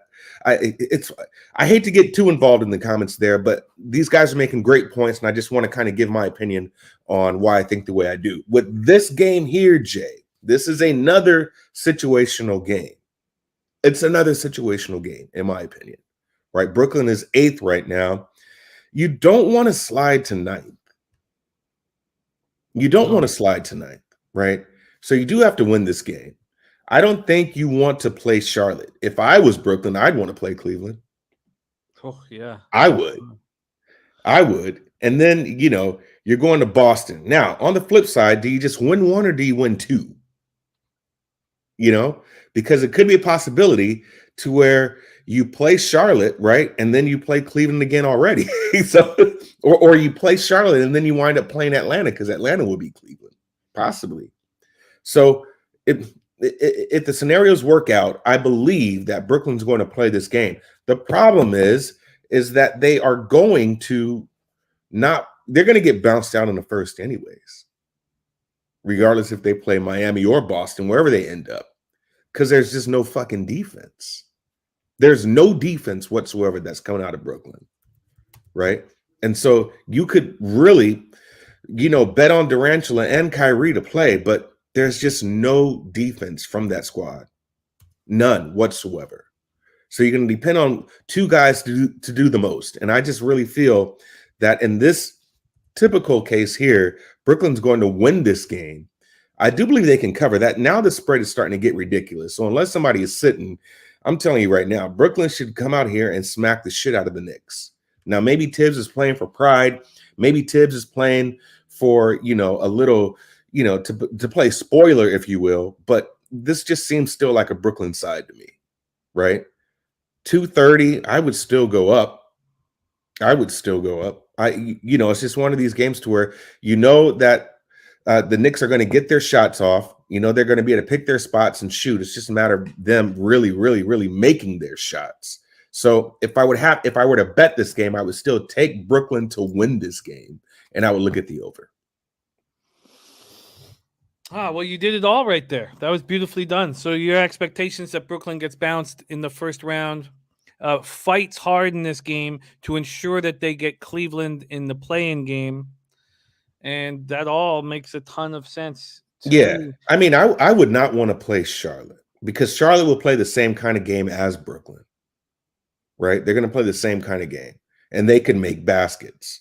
Cleveland's still struggling. I mean, they man, once you started getting people hurt, bro, they just started.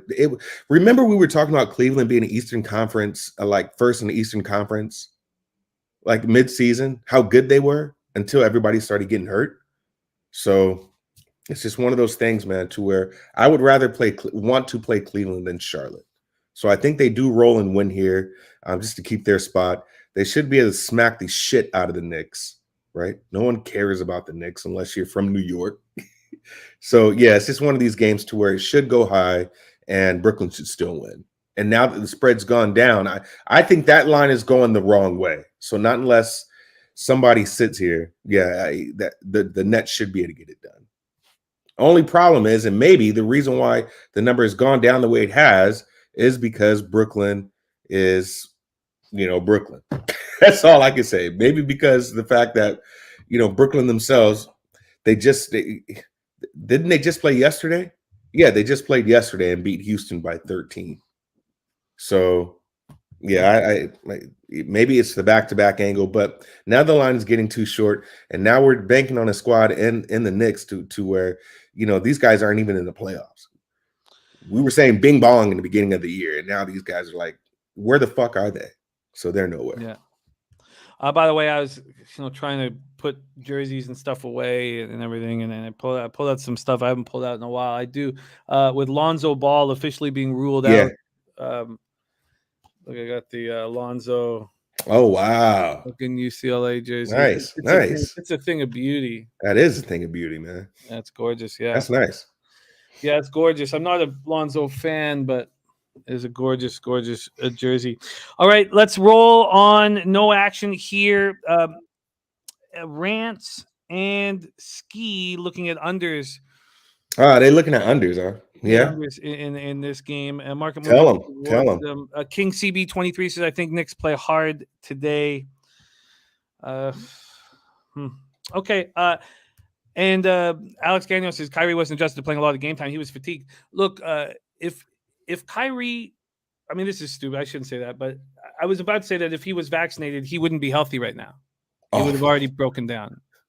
And not because of the vaccine, because he's not capable of playing. It looks like he's not capable of playing 80 games a year anymore, and he hasn't been for some time now.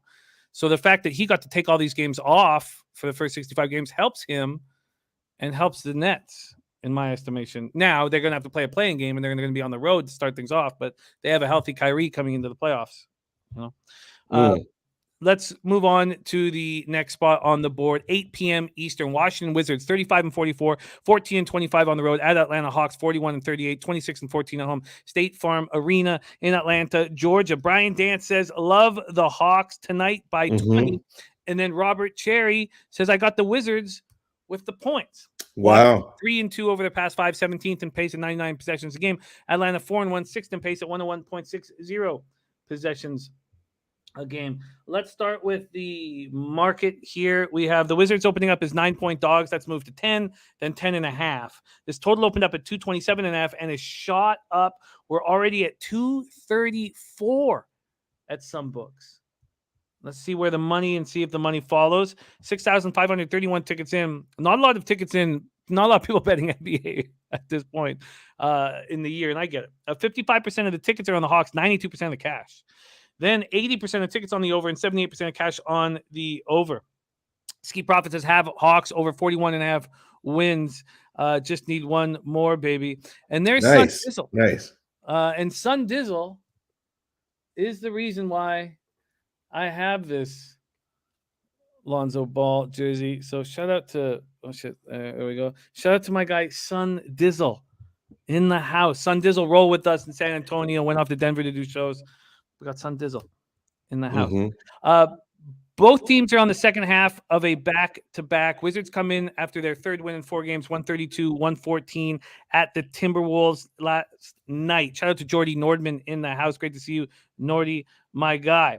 And Jake, shout out to Ski, man. Ski, I always like to see that dude, man. Yeah, he's great. He's a great guy, great capper, great friend.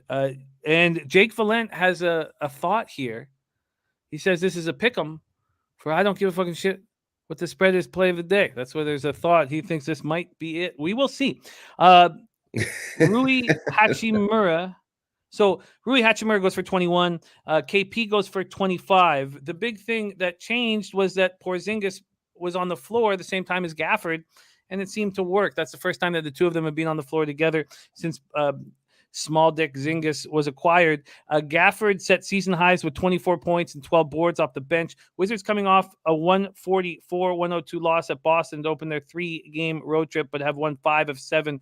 Kuzma has been absent for 9 straight. Hawks had their 5-game winning streak snapped in a 118-108 win at Toronto last night. Trae Young had 26 and 15 for the Hawks, who lost for the first time in 6 games. Herter 21, DeAndre Hunter 20, Bogdanovich 19, Capella 10 and 14. Raps outscored Atlanta 62-42 in the paint. Mm-hmm. And that makes me really excited about the playoffs in Toronto.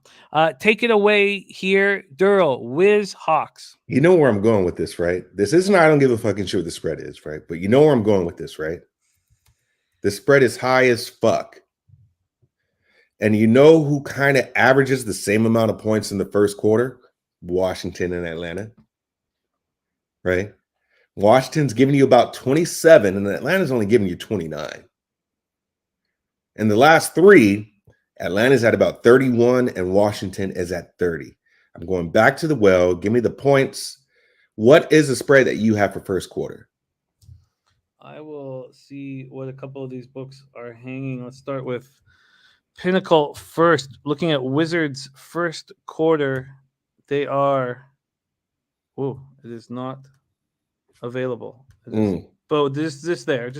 It's off the board. It's been pulled from Pinnacle. And Pinnacle's very cautious. So Are you getting a +3?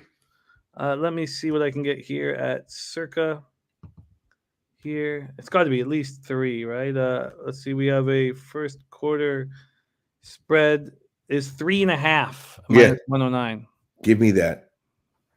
3 Wizards +3.5.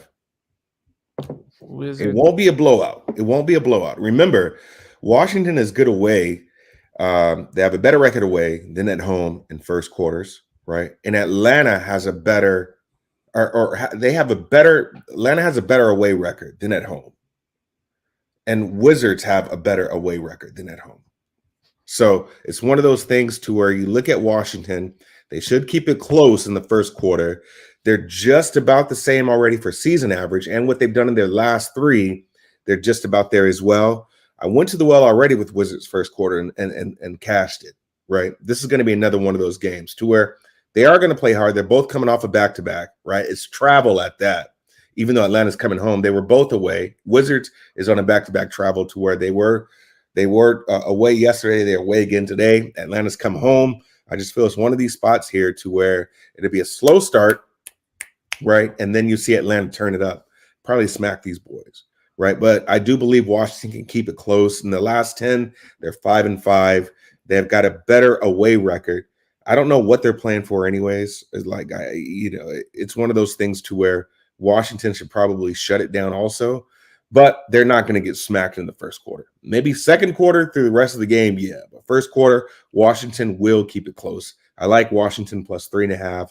I'm going to step on that when I have it. I have a number here in my book, but that is the plan I'm going with.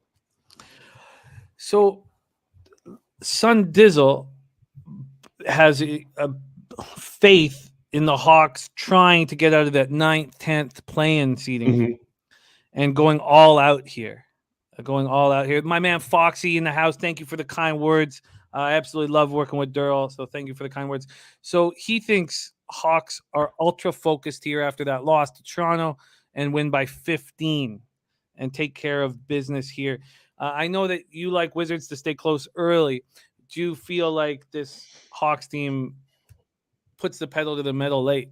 Yeah, look at their pace of play, right? It's not in the first quarter. It's definitely not in the first quarter, right?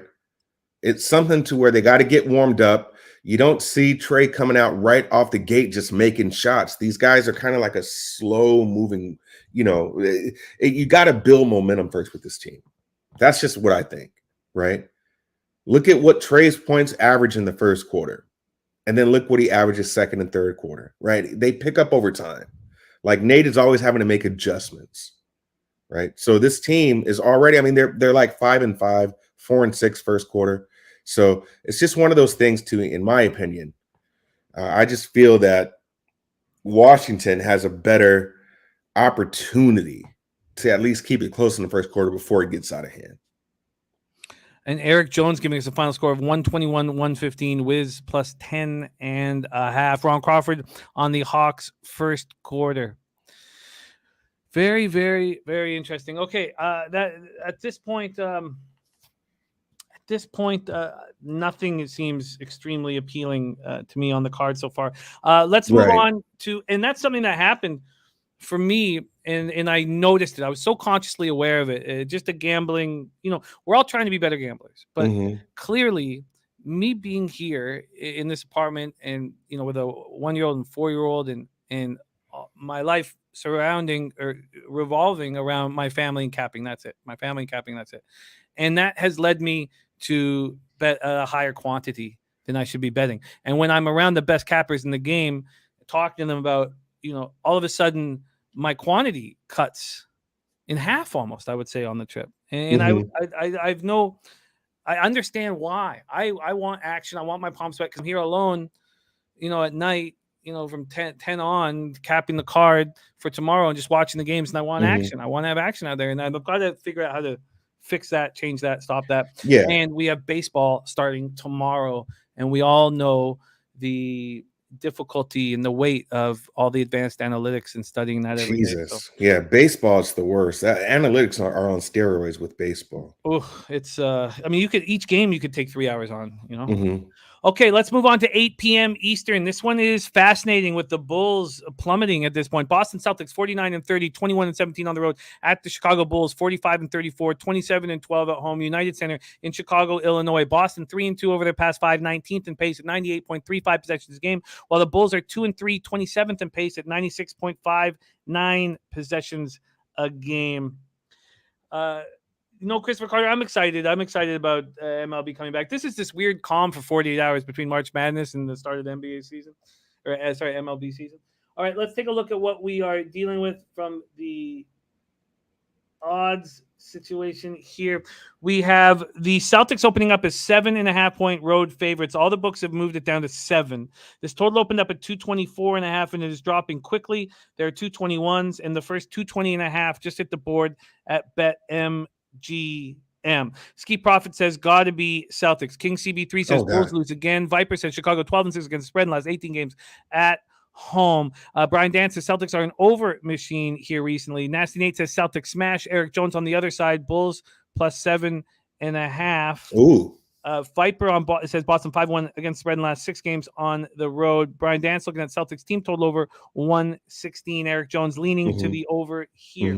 Let's take a look at where the cash lies. We have 9,305 tickets in, 69% of the tickets and 91% of the cash on the Celtics. Then you have 62% of the tickets, 99% of cash on the over. Ron Crawford on Boston first half. Sammy Culmer says Bulls 0-9 against the spread last 9 versus teams above 600 winning percentage. Nasty Nate likes Celtics for the trifecta. Celtics coming off their second straight win, 144-102 at home over the Wizards on Sunday. Jaylen Brown, 32. Tatum, 22. 39 assists. 39. This team is just playing such good ball. 13th win in their last 16 games. They've gone 33-11 since they were 3 games under 500 in late December. 35 points in each of the first 2 quarters against the Wizards. They just destroyed them. Led by 25 after 3, pulled the starters. Bulls are on the second half of the back-to-back after losing their second straight lopsided home loss. 127-109 to Miami on Tuesday, 127-106 to the Bucks last night. DeRozan went for 40. Vooch was god-awful. 3 of 19 for 7 points. And they are 2, and this goes with Sammy Culmer's 0 for 9 against spread last 9 versus teams above 600. They are 2 for 20 against the top 4 teams in the East and the West. Take it away, Daryl. Celtics, Bulls, and then touch on your faith in either of these teams in the playoffs.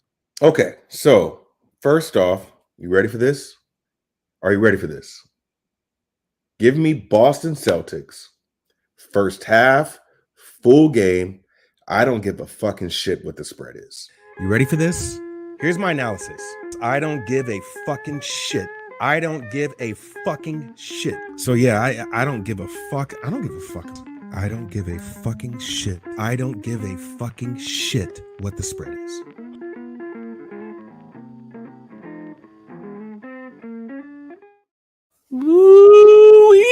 Yeah, that's right. Now, I was a little early on the Celtics. I don't give a fucking shit what the spread is. And I should have been a little better realizing that Time Lord wasn't in. I believe now that Ime has made those adjustments, right?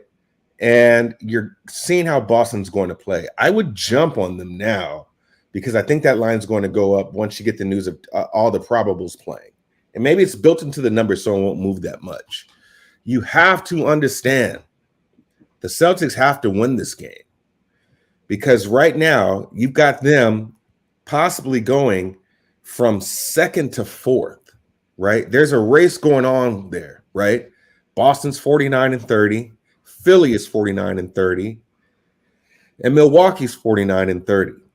Chicago is 45-34. Do you know what they don't have to do? They don't have to play any fucking games. They are set where they are, right? So all they have to really do is focus on who's going to be playing them. And that could be one of those three teams. You don't want to play any of them, in my opinion. You know why? Because they're going to get bounced out in the first.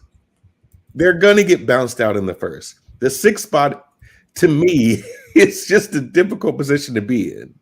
It is. Because whatever 3 seed you play, whether it be Boston, Milwaukee, or Philly, you're getting bounced out in the first round. You are. And it's sad. You are. Levine may not play. He'll be out. But if he doesn't, I wouldn't force him to play. You're already set in your 6th spot. You're not going anywhere. You can't win any games to move you up. You can't lose any games to move you down, right? On Boston's end, Boston wants to stay in that 2nd spot, right? If I was Boston, okay, you can move to 3rd and play Chicago. That's fine. You could do that, right? You could play Toronto. I wouldn't want to play them. I would not want to play Toronto right now.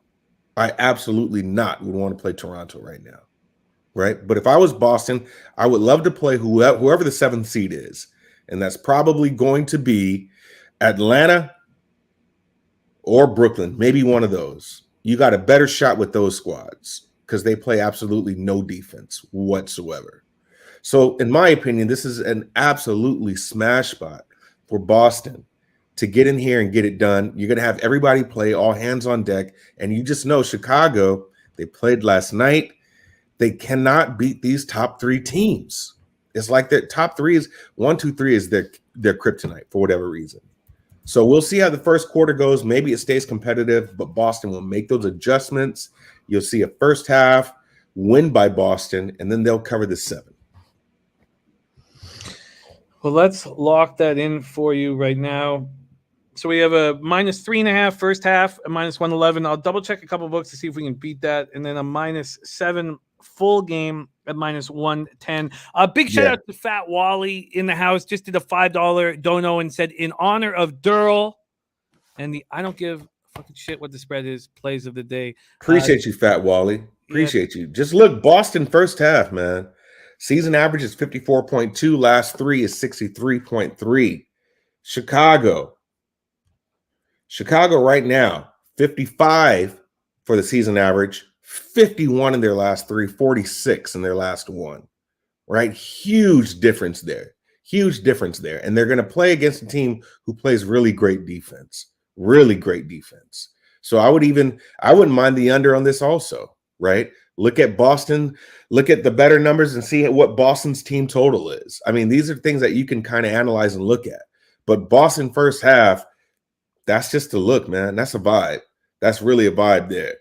Boston first half right now, ATS in their last 10. If you look at it, those guys are quietly right now 8-2. 8-2 in their last 10. And they're going to play against Chicago, who just played yesterday, who cannot beat a top 3 contender. So, yeah, Boston first half all day, Boston full game. I like it. Interesting. So, Nutflesh Allen says, I watched every minute of the Bulls game last night. They will be exhausted. Brizzy saying, let's start with Brizzy's first comments up here, says, why does my brain want to back the Bulls so bad? I love Chicago today. Only is a lean right now. And I can tell you why I think psychologically why that would be. And then he says, Levine is back tonight. Felt the team rested him yesterday for tonight's home game. And then he says, huge game in the Windy City. my brother telling me Chicago is jumping this week, and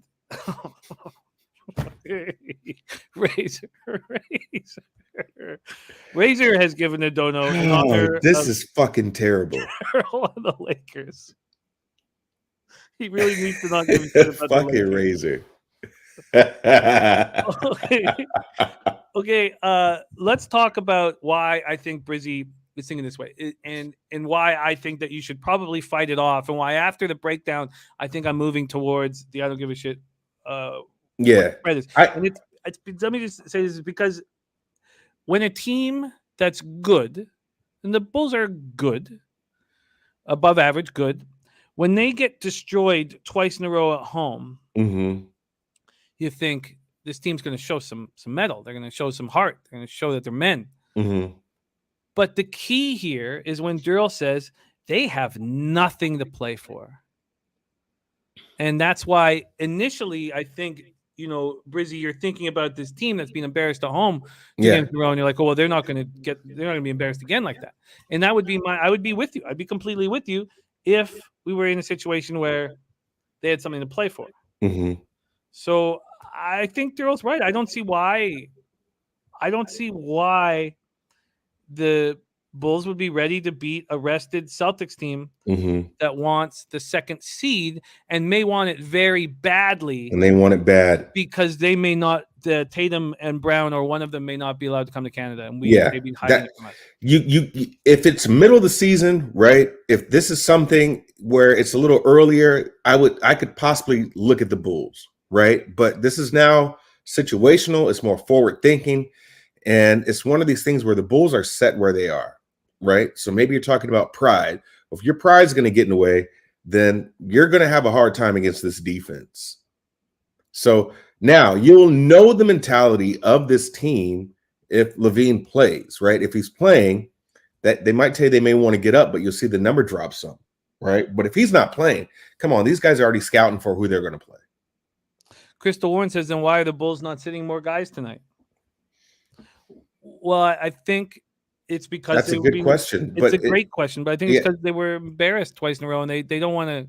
Don't want to lose 3. That's where your pride goes. That's where your pride goes. But you're not going to sit here and hey, something could happen, but that's not in Donovan's DNA, kind of. I mean, he's not going to openly be out.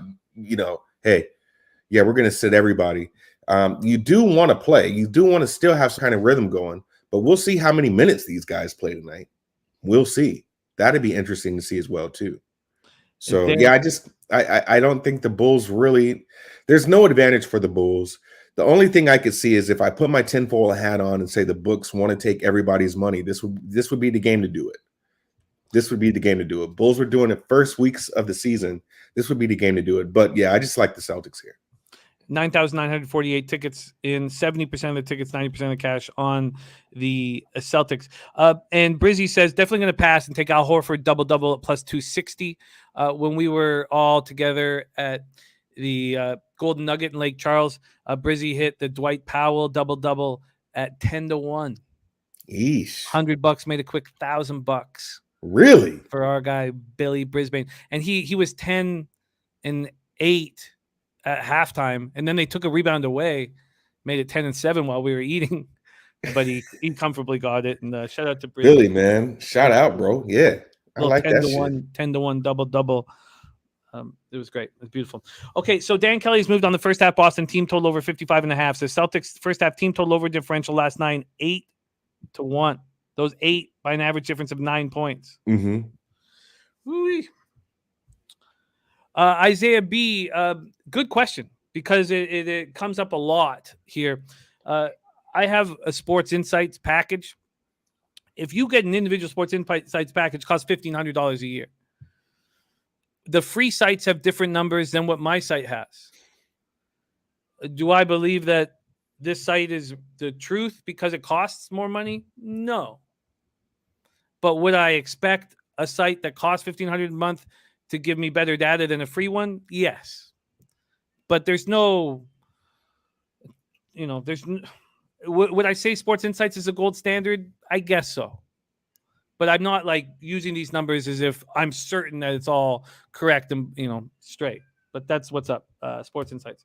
Okay, so Daryl, I don't give a fucking shit what the spread is. Play today is twofold. First half, Celtics -3.5, -108, and full game -7 and -110. And let me just see if I can quickly see if I can get you a better than -7 and -110. Here we go. Can I beat that? And yes, I can. -7 and -105 is at circa. So let's beat that right now. -7 at 105. Keep Daryl's VIG down. All right, let's move on. 9 p.m. Eastern. Oklahoma City Thunder 24-55, 12-26 on the road at the Utah Jazz. 47-32, 28-11 at home. We're at Vivint Arena in Salt Lake City, Utah. Oklahoma 3-2 over their past 5, 10th in pace at 100.31 possessions a game. Utah 2-3, 29th in pace at 95.51 possessions a game. Billy, thank you so much, man, for always looking out and trying to help us with the VIG and keep it down. It means a ton to me. It means a ton. Oklahoma City opening up as 18-point dogs, moves to 17.5, then 17. This total opens up at 224.5 and is dropping quickly. There are now 219s on the board, so we've seen a 5.5-point drop. We go over to the cash flow here.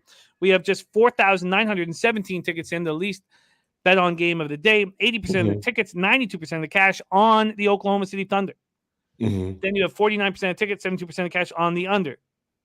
Jake Burns says Jazz first half -10, says he is liking. Both teams are on the second half of a back-to-back. Thunder coming off their second straight home with 98-94 at home over the Blazers last night. Isaiah Roby, 18 points, 6 steals. You know, he played well. Kalaitzakis puts up 17 points. Olivier Sarr had 10 and 12. And then Kalaitzakis hurt his leg in the fourth quarter and did not return. So I'm not sure if he's going to be available tonight. Jazz won, probably not. Jazz won their second in 3 games, 121-115 overtime defeat of the Grizzlies. Gobert 22 and 21. Jordan Clarkson went for 22. Donovan Mitchell had 20. And I believe Cab was heavy on the Jordan Clarkson prop last night. Shout out to Dabby Cab. Donovan Mitchell 20 points, 8 rebounds, 5 assists. Whiteside 14 and 10 off the bench. Jazz won their 4th straight home game after holding Memphis without a basket for first 4.5 minutes of overtime. It was a much-needed win. This team had lost 6 straight on the road, including a 21-point lead they blew to Golden State. Take it away here, Daryl, Oklahoma City, Utah Jazz. Yeah, this is a crazy game to where if you look at the stats, right, first quarter ATS, the Jazz right now are 6-3-1. And the Thunder's 3-7. I feel like this is one of these games where the Thunder can also keep it close in the first quarter. I don't think it's a runaway spot here. Looking at their numbers, Utah has averaged 28.9 for the season, where they're in the top 10, 29.3 in their last 3, but gave you 24 points in their last game. Oklahoma City, 24.9 points for the season, 23 in their last 3, and 29 last game. I just feel like this spread is too high to where the Thunder can cover the spread in the first quarter. I do. If there's any team that has played disruptor to spreads, especially large spreads, it's been OKC, right? So it's just a lean, in my opinion, to where I really feel that OKC can keep it close. They're both off back-to-backs. Jazz doesn't really cover spreads, right? They were winning games, but not covering spreads. This is OKC. This is the G League here that's playing. You're starting 5, right? There's really no motivation for the Jazz, in my opinion, to go out and just hustle. And all they got to do is win this game, right? So it does seem like it could be a Thunder spot. I don't feel like this is going to be a 30, 40-point blowout, right? I know you probably it possibly could be helpful if Utah played a not healthier Golden State than Dallas. I don't know. This is one game to where I really can't figure out because I don't know the motivation here on Utah's side. So honestly, if I were looking at a spot here, I would look at Oklahoma City Thunder first quarter. And that's at +6 right now at Pinnacle. Yeah. It's just, and I mean, both their numbers have gone down. This is a low total. So this is a game that I just feel that OKC can make an impression on the first quarter, and then they just let it all go to shit. But the only reason why I haven't made it official is because they're 3-7 in their last 10. So yeah, I don't give a fucking shit about this game, to be honest with you. Well, you did Yeah. enough to give us great I did insight. enough, yeah. You did enough. Franco White says, man, you can't spell thunder without the under. Yeah. Says if the Thunder Check are going to him be out. active dogs, it'll be through the defense, and he is leaning under. And says Utah could care less about covering right now. It's so many things going on with that organization. Covering is the last thing. Yeah, that they man. take care of, that they Yeah, care about. that's how it's going. What's my favorite term? Too many moving parts, right? There's a lot of moving parts here. You know, when Millsy's not interested in the game, he goes right for random rap questions. Oh, okay. What's the rap question? Wu-Tang or locks? Ooh. Look, come on. That's not a fair fight in my estimation. Just Depends on the year. Wu-Tang early, right? Wu-Tang early. Yeah, and then the locks post Bad Boy. Yeah, no, I think that's fair. But I think overall, gotta give it to Wu. You still gotta give it to Wu. Yeah, maybe. I was a locks dude though. Like Styles P and Jada Kiss, man. I mean, yeah. Look, nothing wrong with Styles and Jada, man. I'm never saying anything bad about them, but just Wu was pretty grimy shit that really helped. Okay, but keep it rolling. Scarface or T.I. Oh goddamn, Scarface all day. Scarface was big, and I had a friend comic in Houston who runs with Scarface, hangs out with him, at the bar, and I've been able to FaceTime in and ask Scarface questions. I was even writing. There was even a time like 10 years ago because I did a tour for the American Marines all through Japan through the bases and with this guy Slade Ham, comic out of Houston, and I was so excited about his friendship with Scarface. I started writing a script. With Scarface and myself, little buddy comedy. Okay, let's get back to. But yeah, so I don't know. Yeah, Scarface was he's the shit. No love for T.I. I don't know if T.I. doing stand up now, right? No, don't say that. Yeah, he's in LA doing stand up, and look, he went off on a female comic last night. It's now going viral because she was talking about him on stage, and he went up and grabbed the mic, and was like, was he funny? No. Okay. No, it wasn't funny. And if he starts doing that when other comics make fun of him, he's not going to have many stages to play on. Okay, let's move on there. A lean for Daryl to Oklahoma City first quarter. That's a light lean. And a lean to the under from the chat. All right, let's get to work right now. The final game on the NBA card, and we have reached another NBA spreadsheet play of the day, is on the Phoenix Suns first half. I will line shot for that. There's Matty Ice who says MLB starts tomorrow. Woo, shit. It's a calm before the storm, Matty Ice. Calm before the storm. I just, all of a sudden, not only are my palms starting to leak, but like a weight on my shoulders as well. Like, oh, fuck. Yeah, man. I got into a little bit of baseball last year, right? And I was a little lucky, man. A little lucky. So I'm going to try again. Moose Money says, are we getting the rest of the divisional breakdowns? Let's see what Jose has to say about that. Yes, most likely. Actually, Jimmy, I'm going to use your lovely platform to wax poetically about the West real quick. Sure.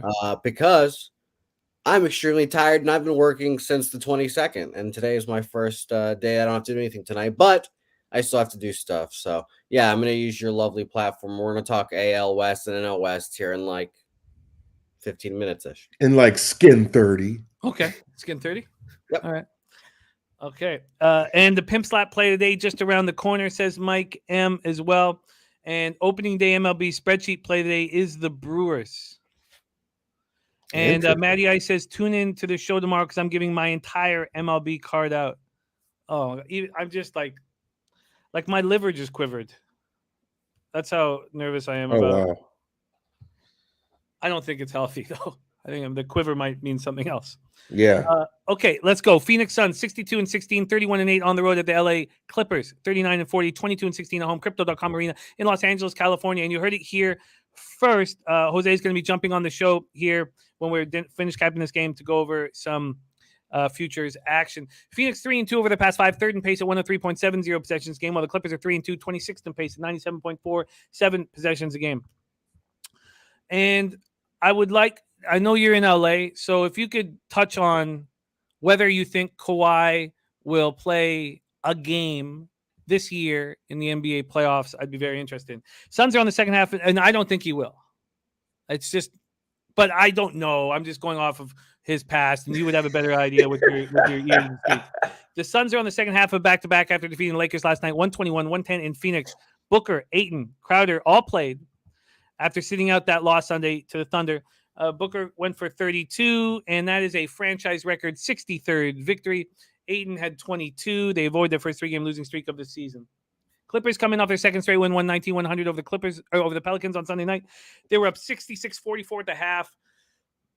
Marcus Morris went for 22. Storm and Norman Powell, doubtful for the night, but he will be back soon. And there's Sharpie. You say baseball out loud, and Sharpie appears. Man, that's wow. Very, very excited about this big baseball season. All right, let's take a look at this last game on the card here. We have the Suns opening up as 3.5-point favorites. Obviously, players have now been announced out, and they are now 2.5-point dogs. That happened quickly. This total opened up at 230. You know why? It's now down to 226.5. It's because they don't care. Mm-hmm. They do not care. Let's see if the money follows suit there. And it does. 6,695 tickets in. 48% of the tickets, 72% of the cash on the Clippers.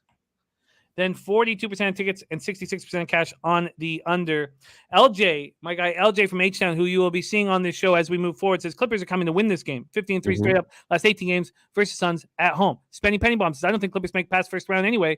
And Kawhi is supposed to just jump into a playoff run. Mike M is on Clippers money line. I like it, Eric Jones. I like it. I respect it very much. Kobe says, I got Clippers yesterday plus 3.5 and took the money line. Beautiful work. LJ from H-Town is a player prop. Marcus Morris over 17.5 points, average 19.5 for Suns. And Franco White says Clippers first quarter. Paul George has ignited this team. They've been coming out hot early. They have momentum. Take it away here, Daryl. Last game on the card, Suns Clippers. Can anybody tell me what the Clippers have to play for tonight? I mean, really nothing, right? Nothing at all. Only thing that could change with the Clippers really is if Denver just dumps these 2 games and then, they swap with Minnesota, and that's dependent on where the tiebreaker is, right? So there's really no momentum on the Clippers side, right? It's not like they have to get up. It's not like that. It's not like they have to get up at all, right? So you can play your game and, you can win. I'm just waiting on the news here. I'm just waiting on the news. I believe you see that number going the way it is because you're going to be sitting people. But there's just something tricky about this game to me because 2 things that the team Phoenix Suns don't do.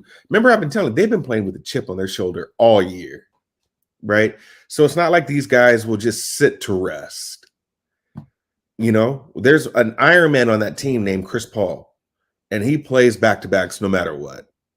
Right. So maybe you got some key players sitting out.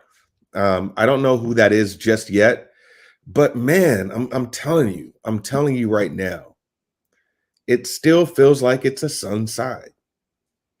That's just a gut feeling for me because of the mindset of this team, because they're playing with the chip on their shoulder, and because really the Clippers don't really have anything to play for. Right? It's not like they're going to move up or down a spot. They're locked in the 8th position. They're locked in, right? They can lose these next 3 games and still be in 8th. So it doesn't like it really matters to me that the Clippers are all of a sudden going to need to have the momentum to get up and play. Remember, this has happened several times this year. One game I specifically remember was the San Antonio game where everybody sat in that line completely flopped. The Phoenix Suns, man, I honestly feel that people just look at the Phoenix Suns being Chris Paul and Booker, right? And if you sit these guys that, they're terrible. Bro, they're 63-16 for a reason. I mean, these guys win by committee. They have great defense, and they have some really good glue guys here. And I just think when they play the kind of game they play and the coaching with Monty Williams, man, this team is not – just because you start sitting guys, don't think that this team is just going to lay down. They're playing with a chip on their shoulder. So I still like Phoenix here. I like Phoenix to get it done today. It's the Clippers. We know they play well. We know the thing about the Clippers, though, is they get down and then they have to come back and dig themselves out. We talked about it last week. They won that game against Utah. Utah gave up 70 points in the second half, bro. 70 points in the second half. So even with Paul George back, right, Phoenix is still sitting 7th in the league with first quarter points, right? The Clippers are 27th. So now you're going to make the Phoenix Suns dogs. All right, look at Phoenix Suns first quarter. Right now, in their last 10, Phoenix Suns are quietly sitting, in the top 8? I mean, I don't know. They do better away than at home. They're sitting 23-13-1. Phoenix Suns first quarter. Phoenix Suns first quarter is a good look. I might jump on that. Phoenix Suns first quarter. That looks like the spot to be in, because now everybody's going to look at the squad as, okay, some people are sitting, and now this is just a Clippers smash spot. And I just don't get it. So I like the Suns here. I think the Suns could win this first quarter and full game, right? This line is too short for a team that's sitting at 63 wins to just be like, yo, they're going to get slapped up tonight. Nah, man. Nah, we've seen it happen already to where they've smacked the shit out of teams without Book, without Paul, with Campaign running the ball. Come on, man. So, no, I'm not a full believer in a Suns team that's doing so well that they can't go and get it done against the Clippers. So, yeah, what's the spread for the first quarter? Well, the half that Ron Crawford just jumped in is a 1.5, plus 1.5 at minus 110. The first quarter is plus a half at minus 104.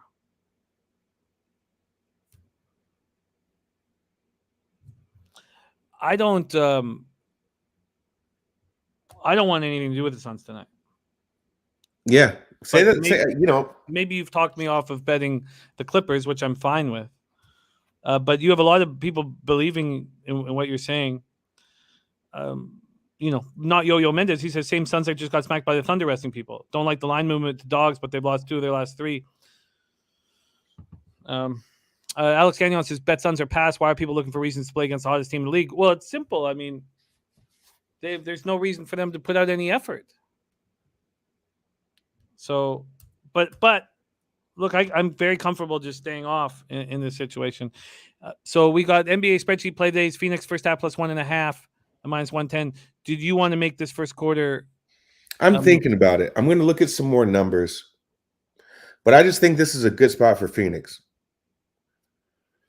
That was a third game on a 3-game road trip for Phoenix against OKC. And we've talked about OKC being that team out of all teams will cover those spreads, right? There's no motivation to play OKC. So there is motivation to play a team that thinks that they're surging, right? And for whatever reason, Phoenix just hates LA, period. Regardless if it's the Clippers or the Lakers. They just hate California. Yeah, so I feel that. When you have a line this short, in my opinion, you still go with the better team. So it's a lot of moving parts, but I just think that the Suns are way better than what they're being made out to be. So maybe you just wait and see who exactly is sitting and not playing, and then make your play and see what the number does. But that line is telling me that they are going to sit somebody. It's not like a lot of steam is on the Clippers, but I wouldn't be surprised if Chris Paul plays. Yeah, very interesting. Franco White says Clippers will always have revenge for Suns for putting them out of the playoffs. Says to think they won't come out and play hard, especially the first quarter, is crazy. LJ from 8 cents, the Clippers been hot from 3-point line last 2 games. Let's review all NBA action here. And did a hell of a job with this card. You made it very, very interesting. I love that you were answering our futures questions as well, Daryl. You did just a hell of a job with this card. Daryl is on Dallas, Detroit, first quarter, under 56.5 at -108. Staying off Nets, Knicks. He's on Wizards, first quarter, plus 3.5 at -108. Dan Kelly's on the Celtics team total over first half, 55.5. And Daryl's, I don't give a fucking shit what the spread is. Plays of the day are Celtics first half, -3.5, -108, and full game -7 at -105. No action for Thunder Jazz and no action yet for Phoenix Clippers. But the spreadsheet play of the day from our Ron Crawford is first half +1.5. Excellent work, Daryl, my guy. Can't wait to be back in action with you on Friday. And then obviously can't wait to work with you in the playoffs, my man. You are a class act and a great friend. Any last words for all the Cappers supporting the show? Thank you. Thank you for everybody giving your opinions and thoughts. Appreciate it, man. It's always a pleasure to be on this show. Always a pleasure.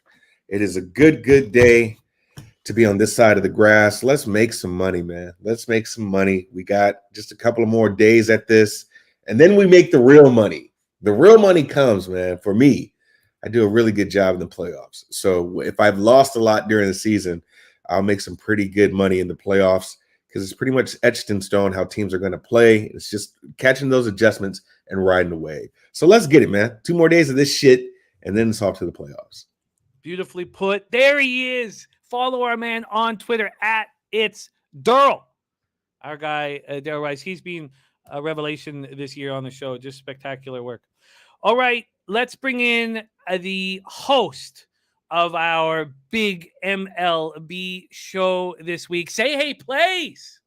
Please welcome back Jose Bouquet to the show. Jose, my man, your green screen is looking fresh to death. Sort of, yeah. We're trying. No, you're finding your way. You're finding your way. We won't have to ask you to slap yourself in the face with the batting glove anymore. You can just do it with your hand. Let's get right to work. Sun Dizzle is looking. I do have a Louis Pasaglia shirt here that has your name on it, but he did give me there was an Easy E shirt that would have gone perfectly with his hat that said Hip Hop Thugster on it. Except, we were wearing really baggy clothing at the time, and when I would wear it, it would be hard to see the T. The T would kind of go into my armpit, and then it would say Hip Hop Hugster on it. And you only have to be walking down the strip in Vegas one time and have a group of guys say, hey, check out the Hip Hop Hugster. That only has to happen once before you ensure it never happens again. And I don't know where that shirt is, Sonny D. And I apologize for that. This Hip Hop Hugster is now moving on to MLB with Jose Bouquet. Jose, which division are you talking about right now, right here? So we'll start with the AL West. I'm going to make these pretty quick and snappy so we can get through these. They're not going to be as detailed as the ones in the separate videos. I'll post the one I did with the one Peter Loshak, I believe, is the one I have not posted, so that'll be fun. And today, after the show, my rest will be figuring out guests for the rest of the week. It's going to be a great time. Come on down. 5:30 Eastern, 4:30 Central. We won't break down the whole card, obviously, because there will be 1 o'clock starts for a lot of the day. 12 o'clock starts here. So I will jump on with Jimmy and whatever. We'll figure that out, and there will be a lot of guests. And those cards or those games will be broken down here. I'll take the nightcap, and maybe we'll do some live betting too. That'll be a fun time. So we'll do that tomorrow again. Tomorrow opening day, 5:30 Eastern, 4:30 Central. As for the AL West, I think it's a weird division. Everyone's suddenly competitive, and I was writing down all this stuff and information, and I realized I should probably start with my playoff predictions, and I should figure out who I have going to the playoffs and start betting accordingly. So I'm going to run these down real quick. So I'll give everyone kind of an idea of what I'm thinking. I still haven't fully made up my mind on some of the wild card spots. Tough battles for them. AL champions, I've got your Toronto Blue Jays, Chicago White Sox, and the Houston Astros winning the division. And then AL West, we'll go into that further. The NL, I've got my upsets. Those are very chalky, by the way, in the AL. My NL picks are where I get a little extravagant. I've got the Philadelphia Phillies winning the NL East. I made that official a while ago with you, Jim, and I'm sticking to it. Plus 500 right now. They're plus 400. Makes me a little better. Feel a little better. I knew they were going to add some bats, so that makes me feel better that they actually did with Castellanos and Schwarber. We'll see with the pitching and the relievers, which Dave Dombrowski obviously is not the best with. All right, Cardinals in the NL Central. I think the Brewers' offense is going to start faltering. Christian Yelich has been horrid. I love Christian Yelich, but he's been horrid, and I don't know if we're going to see him back. I hope we do. But I'm taking the Cardinals and their band of merry men, the old men, to get that job done. And then for the NL West, obviously I have the Dodgers. The Dodgers are kind of a juggernaut, so I'm not going to stand in that train. I understand the Giants were very good last year. Shout out to Nut Flush. But as he said earlier, they're an under team this year. I kind of don't believe in them. Well, I do believe in them. I should say they're a great organization, but not in this year, not in this division. All right. So, like I said, I said all that to say I'm going to the AL West. I'm leaning slightly under the 92.5 for these Houston Astros. I think it'll be around 90 wins. It'll be a competitive ball club. It's not an official play. One thing I am going to play, Jim, I want to ask your advice on this. Actually, as a young capper, I should know these things, but I look to my elders to find out how many little sprinkles do you think is appropriate on an awards race. You said my 3 was inappropriate when the the 3-point contest came around. Luckily, I cashed with that. I'm going to put 2 Rookie of the Year bets, and my second one is going to be Jeremy Pena, top prospect for the Astros, the shortstop. He's going to get every opportunity to play. He's at plus 1,500. There's a lot of good players in the field now. So many. It's going to be a fun race. So he's a high odds for a reason, but he's going to play every day. He needs them to be good. The Astros are going to be good, so I'm going to take him there. I like that at 15-1. It's 11-1 at Bet 365 right now. So I think Pena is going to be very good. I think it's a pretty easy thing to say. What has hurt me over time has not been the season specials like for big scores for small amounts of money. It's been the season-long bets. I used to make a lot of them, and I started tracking my ROI very closely on those bets, and it just wasn't positive. I understand the fun you can have with season-long win totals, but I've now, after being in the game for a long time, I'm very turned off by having too many future bets, except the ones at big prices. For small amounts of money, for big prices, I've my ROI is fine there. But keep rolling. So you have Pena at 15-1. Yeah, I like that as well. There's not much else to say about the Astros. They're kind of a wagon. Obviously, they've got a great organization. But my thing is with the Astros, this year, I should say, starting off, I'm going to fade Justin Verlander when I get the opportunity to. He's right now their third starter because they're kind of, figuring out rest in situations. For example, Jake Odorizzi's going game 2 for them. He stinks. So I'm gonna take the Angels actually on Saturday against Verlander. So we'll see how that goes. I'm excited to see him test my theorem of older pitchers without the sticky stuff. I think he was kind of the low-key face of the sticky stuff that no one talked about while he was away. So, and do you remember your bet with Slaughter in that game? I'm gonna have to go to an Astros game dressed in Astros gear, and it makes me feel better that it's the Angels. And the ass cut out of your pants. Well, we'll see about that. That was part of it. We'll see about that. But we're gonna go to that, or I get Red Sox Astros tickets, which I go every year. So that'll be fun. It'll be, and it's my Angels. I'm high on the Angels this year, Jim, and I'll talk about them right now. They're an over team for me, the 83.5. I'm not going to bet that officially. What I will bet is the yes on them making the playoffs at plus 138. I think they're a wild card team this year. It is, like I said, it's going to be a fucking battle for those wild card spots.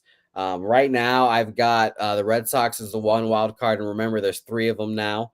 So we've got Red Sox there at the 1, and then the last 2 are kind of up for grabs between the Mariners, the Yankees, the Rays, the Twins, and the Angels. I initially had written in the Angels as for sure number 2, and everyone else battling. But I'm willing to get hurt by the Angels. I think they're finally starting to. Well, they're realizing that obviously the pitching has been their downfall. Tony Rendon has been horrid from the Angels, but he's back healthy. Hopefully we'll get a full season of him. We have another bet, actually, Trout versus Vladdy, who has a higher WAR. That'll be fun. They both have plus 600 MVP odds right now. And I'm going to say this. I bet him last year. I have a fascination on my my South Korean baseball players. I'm just going to keep taking. I'm going to take Shohei Ohtani MVP again. And the simple case of it is that literally I think he will win the MVP every year he plays both sides of the ball and does at least one in a high level. He'll have his over-under for home runs is around 40. I can double check that. But I think if he pitches, even like average pitching with 40 home runs, that's going to get him the MVP again. I don't think there's going to be a fatigue with Ohtani. Normally it's hard to win MVPs back to back based off just narratives. For example, like Giannis in the NBA, he's dominating. He's probably putting up the same numbers or even better than his MVP numbers, but he's not going to win it this year, most likely because narratives, et cetera, et cetera. What would you say Shohei Ohtani's over-under games played is this year? He played 158 in 2021. I would probably, if a book would probably put it at that, I'd probably say 150 again. Pitching starts would be my concern. I'll look up his starts last year, but I need. Do you think he plays over 150 games this year? Yeah, he'll DH. That's what he does. I think he'll DH most days. I think, I can say this pretty easily and it'll blow up in my face, whatever. But injuries are so fickle that the early season he'll get in here, get comfortable, whatever. We'll see. And by the way, Billy has 38.5 home runs. So I think he does go out there and perform, basically. I think, they fix his injury issues, the long and the short of it. I'll drop that total to 149, and I will take the under. You just hate stories, Jim. You just hate all these soft and gooey stories. The Parkdale benches and pigeons have just made you cold and hard. Yeah, they have, and I'm soft right now. But I will tell you that I will take the under 149 games played by Shohei Ohtani for a stake. Sure. Write it down. Write it down. Go ahead and put the WAR bet as a stake too. So that's 3 in one show. Remember that press release? It was hot off the presses. I don't like the WAR bet because my guess is that the way Trout explodes out of the box is the reason that he's got these calf injuries, and if he plays, Trout's going to play 85 games and have a higher WAR than Vladdy, who plays 150. Then that's we could take the over under 100 games on Trout right there too. I'd need obviously would need to be higher than 100. I'll pull up what he's done recently, but let's just do that with Shohei. We have the stake bet there, Ohtani, and I was impressed. I got both my stakes paid.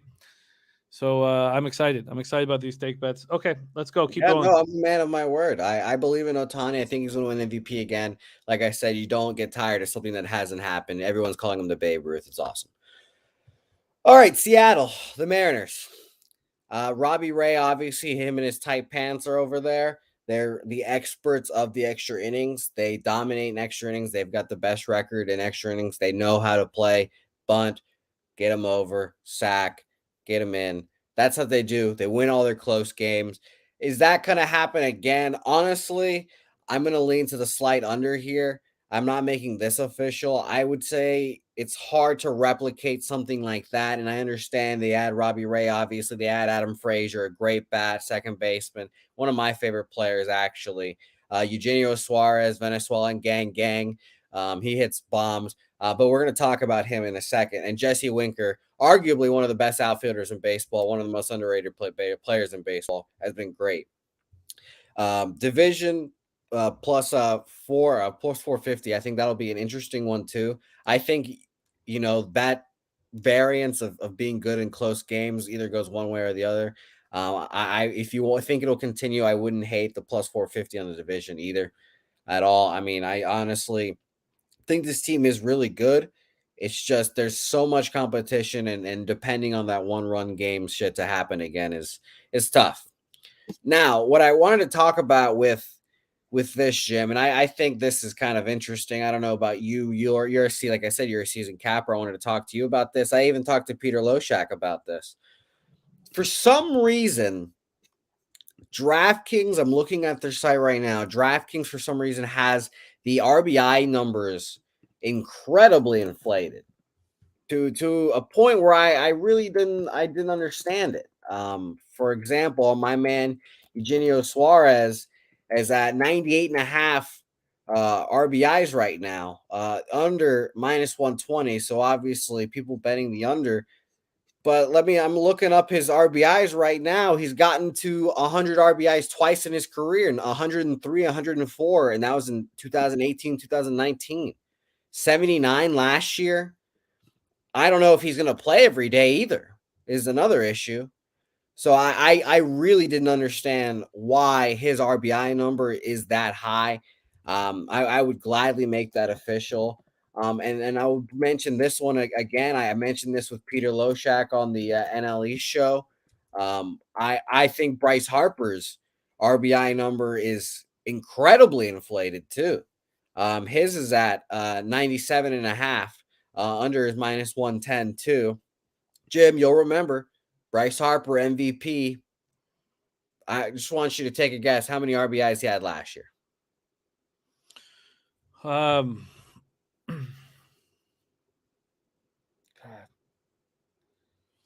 I mean, God, 107? 84. Wow. 84 RBIs. Now he has a better lineup around him, a bunch of boppers.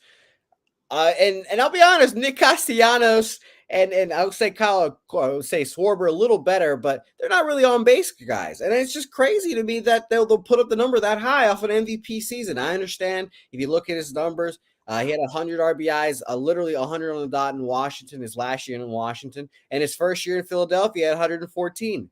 That's it. He has not crossed the 100 RBI threshold. He had 99 in 2015. That's a long time ago now.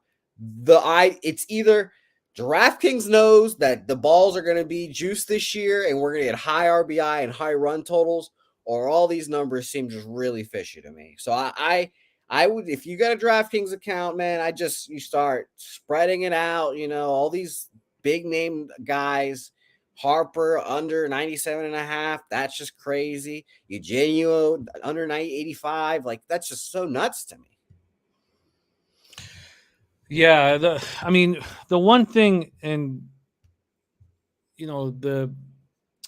like Dennis gave us that the average win total on Bet365 was 81.3. You have to bet unders on all these. It's just like the running back opportunities we have in the NFL for season long unders, just unders, one legitimate injury and it's over. It doesn't matter how impressive. I have a couple questions off of your futures. You have the St. Louis Cardinals to win the division. Yeah. So, I mean, they obviously, then you think they're going to go over 86.5 wins. Yeah, I think there'll be a 95 win team this year. I believe in the sports magic, Jim. We've seen it happen a lot. And Pujols, that whole locker room presence, he's not going to do fucking dick on the field. He is as wash can get. But he's going to be essentially another coach in that place. He's going to get the boys going. All the red jackets are going to be handed out to all three of those: Yachty, Waino, Pujols. Nolan Arenado last year glowing about Pujols. He'll be in the locker room now. I believe in this squad. I believe in the squad and organization. I think Steven Matz is a good pitcher too. I know you guys saw him in the North. He got smacked. His titties got smacked around in the AL East. But the AL East is a fucking hard division with all, I would say, top 5 offenses up and down. Even the Orioles are good. So you would then have a future on the Cardinals over the win total. I would rather have the division personally. As you say, you want to go for the bigger scores. Cardinals to win the division, I wrote down plus 240. But Over actually, 80, you know, over 86.5 wins is plus 120. that's pretty good too. And I just realized I'm looking down on my notes. The Cardinals to make the playoffs, just to make the playoffs, plus 110. I think that's my favorite one, honestly. If you're looking for like your one of your like locks or whatever, your lock shacks, I think they are for sure going to make the playoffs this year. Expanded field, even if they don't win the division. Don't want to risk the division. Don't want to go for the big score there. No, six wild card spots, or I should say 3 wild card spots, 6 playoff teams each. I think they find a way in. If you wanted to bet on the Toronto Blue Jays in the futures market, how would you do it? Because I've been looking at it all summer, and I mean, like, well, I guess I'm not going to have any futures on the Jays because there's no. I don't see a risk reward here. Is 8-1 that bad? No, I guess 8-1's not that bad. If you wanted to make a future on the Blue Jays, is there any future that's available? Not really. Not for someone like you that needs those high odds to bet them. Division plus 175 would be my lean there. I actually wrote like a slight under to the win total, but that might be me just being a little bitter bitch.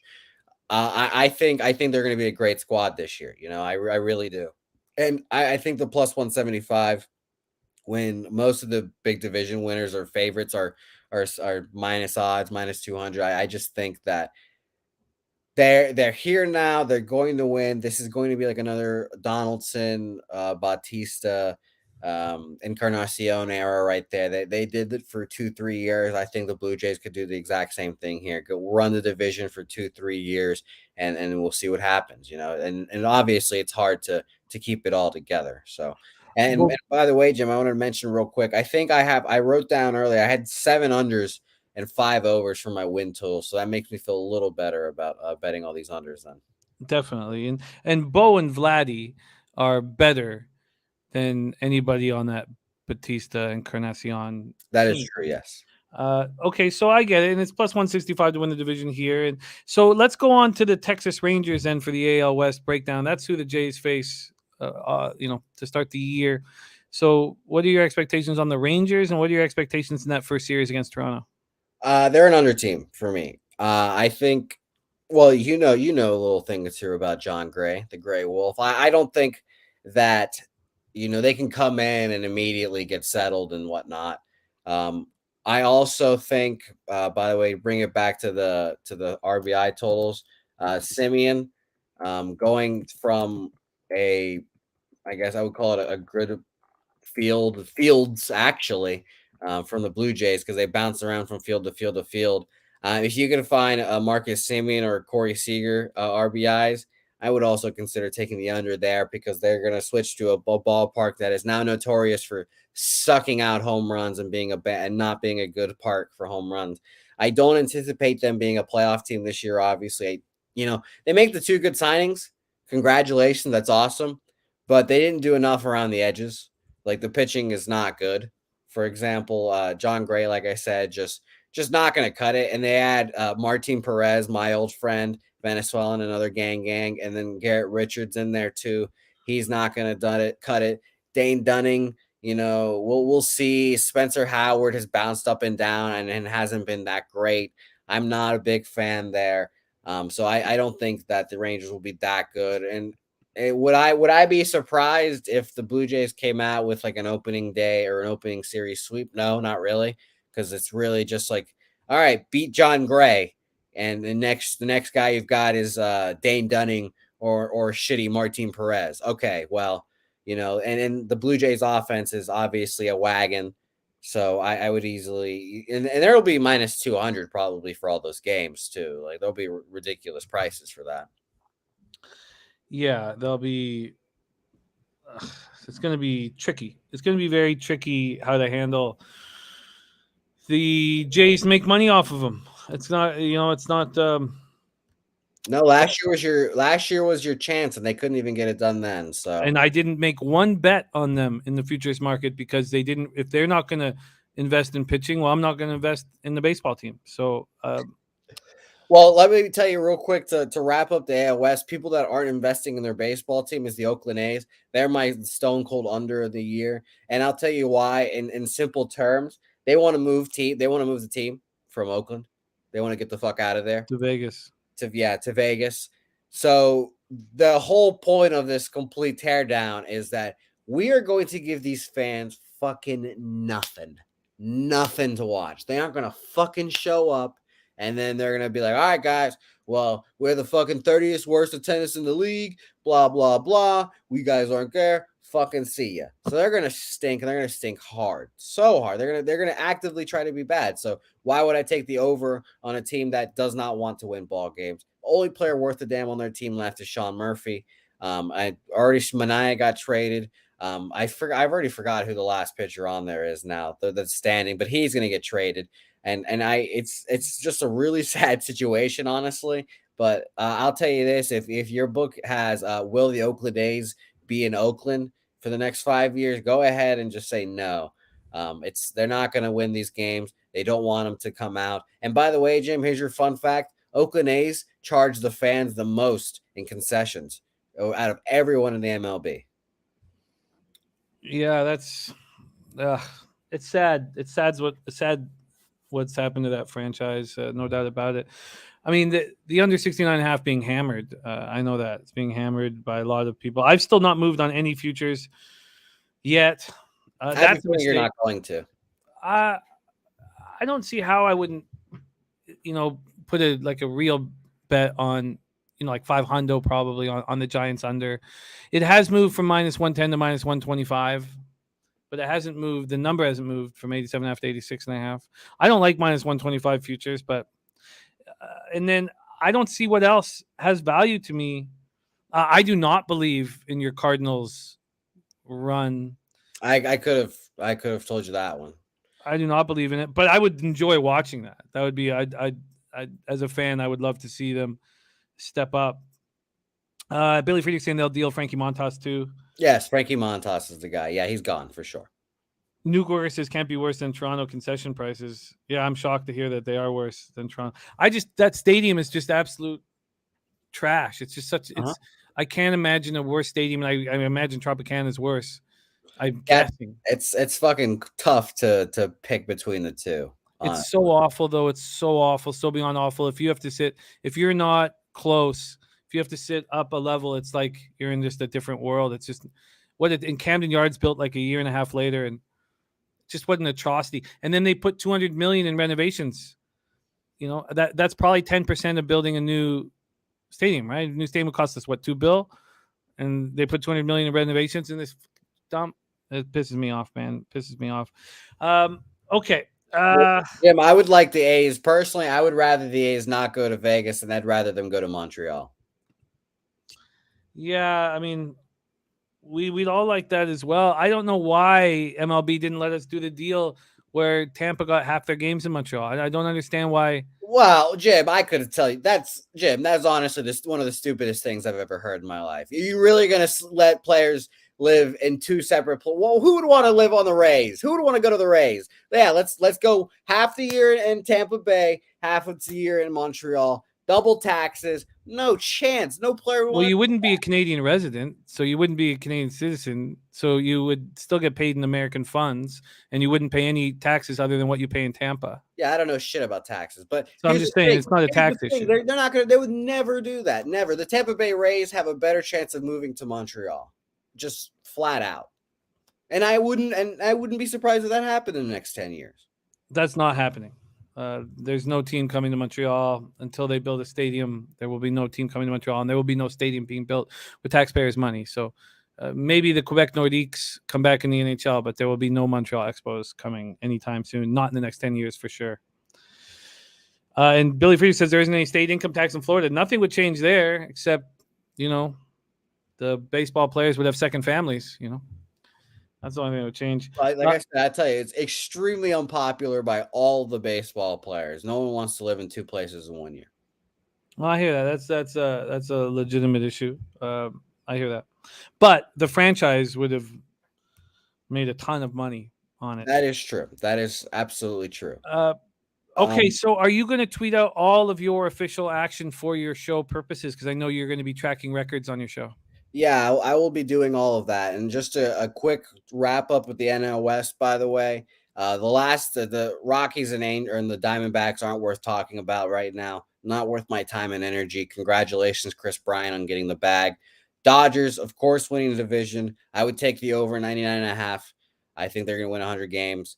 The pitching will figure itself out. They've got prospects that throw 100 easily, no problem. So no worries. Obviously, we're all taking the Giants under. Shout out to Nut Flush Allen. Apparently, they stink. And remember, he said take them or don't take them against lefties. Take the other team against them because they can't hit lefties. And then the Padres, 88.5. Honestly, I would lean under. Fucking Fernando Tatis can stay off a bike. Maybe I would think about betting the over, but they're already openly trading Eric Hosmer, and that always has a fucking feeling in the locker room. I'm a big vibes guy when it comes to my betting teams. I need them to have at least like each other a little bit if I want to bet on them, because nothing's worse than fucking having a team and you bet on them and they fucking fold 2 minutes into the game because no one likes each other. So I would take the under there. And I think that the Padres do make the playoffs, obviously. I would think closer to like 85 wins. So it'll be close. I think some of these win totals I'll be sweating out. Obviously, my favorite win total, Jim, I'll tell you and I'll tell everyone on here. My two favorite bets involve, of course, the Yankees, under 91.5 wins, and no to them not make the playoffs, plus 270. Yeah, that's a really fun bet for you as a big, enormous Red Sox fan, and you have every chance with the Rays and the Red Sox. All you need is, if they both have good seasons, then it's all she wrote for the. Well, and here's the thing: I think the Rays are kind of. I don't know what the Rays are doing. They traded one of their good outfielders, Austin Meadows, to the Tigers a couple days ago, and it's weird that they might be taking a step back. I think. They locked up Wander Franco, obviously, this offseason. And you have to trust the Rays at some point. I would lean under to their win total. I didn't bet anything on the Rays because they're so unpredictable. I was all over them on the World Series year. I'll say it. I'll keep talking about it because it's my one good thing I've done in my life. But I really, really don't understand the books giving the Yankees a 90-win total and giving them such a certainty to make the playoffs, especially when you've got teams, like you said, if the Rays are good, fantastic. I could easily say that, let's say a Twins team that is coming up, wants to win, has all 9 of their top prospects ETA coming this year. So they can make a trade if they want to. I think they could be better than the Yankees this year. I think the Angels could be better than the Yankees this year. I can even think, the Tigers are so sneaky. I've talked to people who think they could be their dark horse. The Yankees have to do something major. And they, for example, that major thing, they would have to acquire like a Shane Bieber, who the Guardians won't trade this year. They'll be trading him probably next year or extending him. Shout out to Jose Ramirez for getting a little bit of money. Nice to see him get extended. Yeah, and he got a full no trade clause too. So that's good for him. But I would be a little surprised if they do the same for Shane Bieber. I expect him to be an ace again. That's who they would have to get, another great arm like that. And even at that, you'll have to, figure out the infield and everything. And I need to see the Yankees do something for me to believe that they'll be worth a damn in this division that is highly, highly competitive. And by the way, quick shout out to Jeff. He's on the Royals over 75.5 wins. I also am on that, and I'm on Bobby Witt Jr. That's my other AL Rookie of the Year, Bobby Witt Jr. Plus, I got him plus 300. He's plus 330 now, actually, because of my Dominican nightmare, Julio Rodriguez. Getting the call up and going to make the opening day roster. By the way, Jim, everyone loves that guy. I fucking can't stand him. That fucker, he single-handedly kept Venezuela out of the baseball Olympics this past Olympics. He fucking gives me nightmares. He is so good. So good. But I think Bobby Witt's just as good. And please regale the Pub Squad listeners to how excited you are about Venezuela playing in this year's Olympics. Fuck you. Fuck you. What? They're not France, those motherfuckers. They don't have baseball, of course, in their Olympics. We're going to extend doing break dances. You know why? Because they don't they don't want to build baseball stadiums. That's why I can't wait for the U.S. to host the Olympics. Let's just do this, Jim. The U.S. hosts it every 4 years, and then the fucking whoever else wants to do it the other 8 years. I don't know. The U.S. should host it every year because we have all the facilities, and it's just easier. So breakdancing. Yeah, and Venezuela's not going to do shit in that. You know what we're good at? We're good at the triple jump. We're fucking good at eating, and we're good at being lazy fucks because we don't work on Mondays, and you experienced that this Monday. Breakdancing, Sun Dizzle then does have a chance to make the Olympics. No, I didn't mean to say this year, Canada, but the upcoming Summer Olympics will be breakdancing will be included. By the way, Sun Dizzle does mention your sweet stash and says he's been dreaming about it, which does make me sick to my stomach, and there's no way we should end the show. I apologize for even saying that out loud. Well, yeah, you said it. You also, during the trip, I'll expose you again. You also tried to grab my crotch at one point. Come on, in the scrimmage. That's a fact. That's a fact. I'm not the one in our car. I was driving. You were polluted, as you say. You were trying to reach for my phone, and you went, ooh, and then you went and grabbed my phone, and he was like, "All right, well." Jimmy's reaching for my crotch now, and Ron Crawford Baseball World Classics next year. This is absolute bullshit. I have. Are you saying that my hand touched your crotch? Is that what you're saying? I'm saying you reached for my crotch. Yes. What I was drunk trying to get to a phone. Well, I mean, who's to say?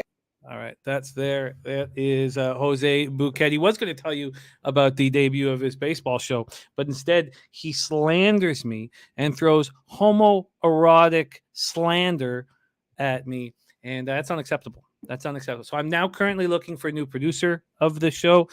Please, I mean, you're good to come on the show on next day after opening day. Me and you breaking down the baseball and say, "Hey, plays." I can promise that I have no. He's joining. That's what we'll put it on the marquee. Jimmy the Bag and Jose Bucket on Say Hey Plays. I can't wait. Fucking slander is happening here on the show, and I won't sit back and take it. Jesus, no matter how drunk I get, that's one thing I can always promise you: heterosexuality.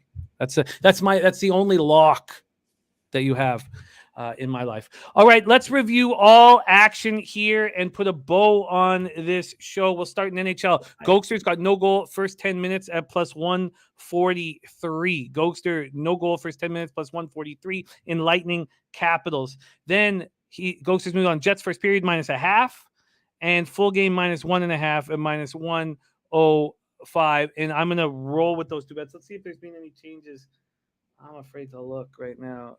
Let's see, has it gotten worse? Much worse? No, still same. Okay, that's good. Okay, then Ron Crawford's on the Blues in regulation. I have interest in the Knights -1, but you have a winning streak and then a city switch, and I would have to take a -1 line that would still be Vig included. But I do feel like Vegas should beat the Canucks tonight. But this is the last gasp. I don't know. No need to force anything. And then Flames, Ducks, no movement for here. So if that's the case, then I sit here tonight with only Jets and Celtics. Then it'll just be all night of studying baseball and preparing for everything, which is fine. Why are you betting on both of my favorite teams? You're betting on my Jets and my Celtics. Get it? Because I'm a Jets fan. You love me, Jim. Even when you can't stop thinking about me on your bets, huh? I love it. Jesus. Just seething anger. Daryl's on Dallas, Detroit. First quarter under 56.5 at -108. Wizards first quarter at +3.5 -108. Dan Kelly's on Boston team total over 55.5. I think I would prefer to have the Celtics first half. Oh, man. Oh, Michael Irvin says can't wait to get baseball going. Then Oklahoma City, Utah, no action. Ron Crawford is opening MLB spreadsheet play today is the Milwaukee Brewers. Ron, do you want me to lock you in for that right now? We do have a stake bet on under 149 games played in Shohei Ohtani. That was a terrible bet that Jose made. Will be my third winning stake off of him. Then Ron Crawford is on Phoenix first half +1.5. And then we have the debut of Say Hey Plays. So, Jose, jump on once more and tell us the opening day Say Hey Plays tomorrow. What time? 5:30 Eastern. 5:30 Eastern. 4:30 Central. And you're going to be going 7 days a week for the next 6 months. Yeah, that's the plan. I have been going 7 days a week since the 22nd. Yeah, you see, I felt like Thanos, Jim. When you got on the plane and left, I was Thanos. I sat down. All my work was finally done, and now the Avengers are back in baseball season. I have to get back to work. It's gonna be a fun time. Those are references you don't understand because you're old and washed up. But I don't know. Don't know but what the fuck Thanos is. it's going to be 7 days a week, Monday through Friday, 5:30, like I said, Eastern, and yes, Billy said even on Mondays, I work on Mondays. The weekends too, weekend shows. I believe those are at 11:30 a.m. I think that's Eastern time too, so that's 10:30 Central. So, question here, Ron, do you want them on the -1 line? Because that money line is at -164 right now. So let me know what you want to do. That Razor Sharp picks top NBA play for me. Knicks Nets under 229. Knicks under 229 for Razor Sharp picks. Shout out to Razor. Do you think it's a wise move on your first season of running an MLB show to plan to work 7 days a week? No, Jim, but here's the thing, Jim. I find that it's best to learn from doing, the experience, learning. I'm exhausted as it is right now. I'm probably crashing right now. That's why I have so much energy. This is the fall before the, and it's great. And by the way, Jim, I think at the 2 hour and 50-minute mark, I think it's time. So what did you actually think about me, huh? Your real impression on me? Did you expect me to have, as you say, salty vaginal lips all the time, as you say? No, the amount of salt on your pussy lips did surprise me. Mm. You're moodier than I imagined. So yeah, that's not true. I am one mood. And I do have an RBF. That's what happens. So let me get this straight. Let's say you plan a trip. Well, let's just let's say Boston. Let's say you go to Boston. Let's just out of nowhere. Let's say you go to Boston for a week. I mean, how much fun is this going to be? You've got a show 7 days a week. Yes. No, I will plan for that when it gets closer. Yes, but I will be in Boston going to Red Sox games against the Yankees the 13th to the 17th. Shout out to you, Seamus, and shout out to Nasty Nate, who I'll hopefully be seeing there, as well as anyone in the area. I will be going there. How about we get together, have some brews at the baseball tavern that I don't think is no longer there. But we're going to get together, have some bevs, do some content and stuff too. Obviously, I'll have my videographer, my right-hand man, Helga, doing all the video of me living and dying. So content will be made out there. If I'm not hosting the show, maybe it'll be a little reprieve for everyone. People will get tired of my dumb voice, and we'll see what happens. Jim, I'm watching that fucking hand of yours, huh? You have a hell of a right-hand man in Helga. I get it. Now, so we're just going to go 7 days a week for the next 6 months. No problems here, right? No problem. What's the worst that could go wrong? I go down 20 units and then I hit a Juliana Pena and I come back. Who knows, Jim? I'm ready. I'm excited. It's going to be a great time. And as always, thanks for everyone that comes and watches my fucking smug face. I appreciate all of you. And ultimately, I'm not going to be the best capper on my show. It's going to be the chat. Everyone in the chat that's going to be the best cappers on the show. They'll probably have a better ROI than I will. But I will be there every day for you guys in spirit, in health, and everything. I'll be there grinding it out for us. And by the way, Jim, you know what I was looking at? I was looking at our schedule. You think that it's going to be that hard? It's only like a 4-game card for me after you got all the 12 and 1 o'clocks and the 3 o'clocks. I'm going to have a great time. We're going to have a great time. And I can't wait. Oh, yeah. The first day out of the next 190 straight that you work will be very relaxing. Maybe 210 straight days. I have so much energy, Jim. You just didn't get to see it because you sucked it all away sometimes. But I've got so much energy. All right. Okay. Well, and who is your guest for opening day? Well, I reached out to a certain individual. Let's see if he responded to me. Let me take a guess. He didn't. He did not. No, he obviously did not. No, but it's still early in the day. I'll figure it out. Like I told you, Jim, Today's my day of planning everything. I told you what I was doing yesterday. I was on the Riverwalk with a 6-foot man dressed up as Selena last night. It was a fun time. It was great. Selena or Selena? Yeah, that's how we say it down here. You call her Selena down there? Yeah. Her Selena. The okay. Yeah, you've heard the songs. All right. Yeah. No, I've heard of Selena. Yeah. Okay, there is our MLB expert, and he's going to be tracking all action and your guests' action. We'll see about that. I try my best to keep up with my own action, but I will do my best. And of course, all my guests I love and appreciate. And I will be reaching out to everyone today because I've got a lot of people lined up. One, Peter Loshak, Dabby Cab, Connor Mack, a little Bobano, maybe a little Jimmy the Back, people like Sharpie too, maybe even a little Billy Brisbane, talk a little numbers, little props. And by the way, don't forget about Sharpie. Sharpie's got his own show too, baseball show, TFS show. Yeah. I can't wait for that. Also, I forgot, I have a whole list of people in front of me that I should be looking at. Twate Latte, he wants to be on the show too. I got to reach out to him. It's going to be a great time. Big Ragu, obviously. His hands, I think Big Ragu, if he put his hands like this and just squeeze a little bit, could crush my head like a little pea. But shout out to Big Ragu. Matty Ice, I would love to have Matty Ice on the show. And some friends from our football season too. One Alex Pavone, perhaps. Alex Pavone joining the show. We've got a great list of people. I can't wait. And Jim, I've learned from the school of Peter Loshap, when you add a dramatic pause on the end of your sentence, it makes everything more dramatic, better, and more professional. Well, get that Selena CD on, and good luck with your study. And I will be watching your big show tomorrow. So excited to announce Say Hey Place, 5:30 p.m. Eastern, Monday through Friday. And Jose's going to work the next 235 days straight.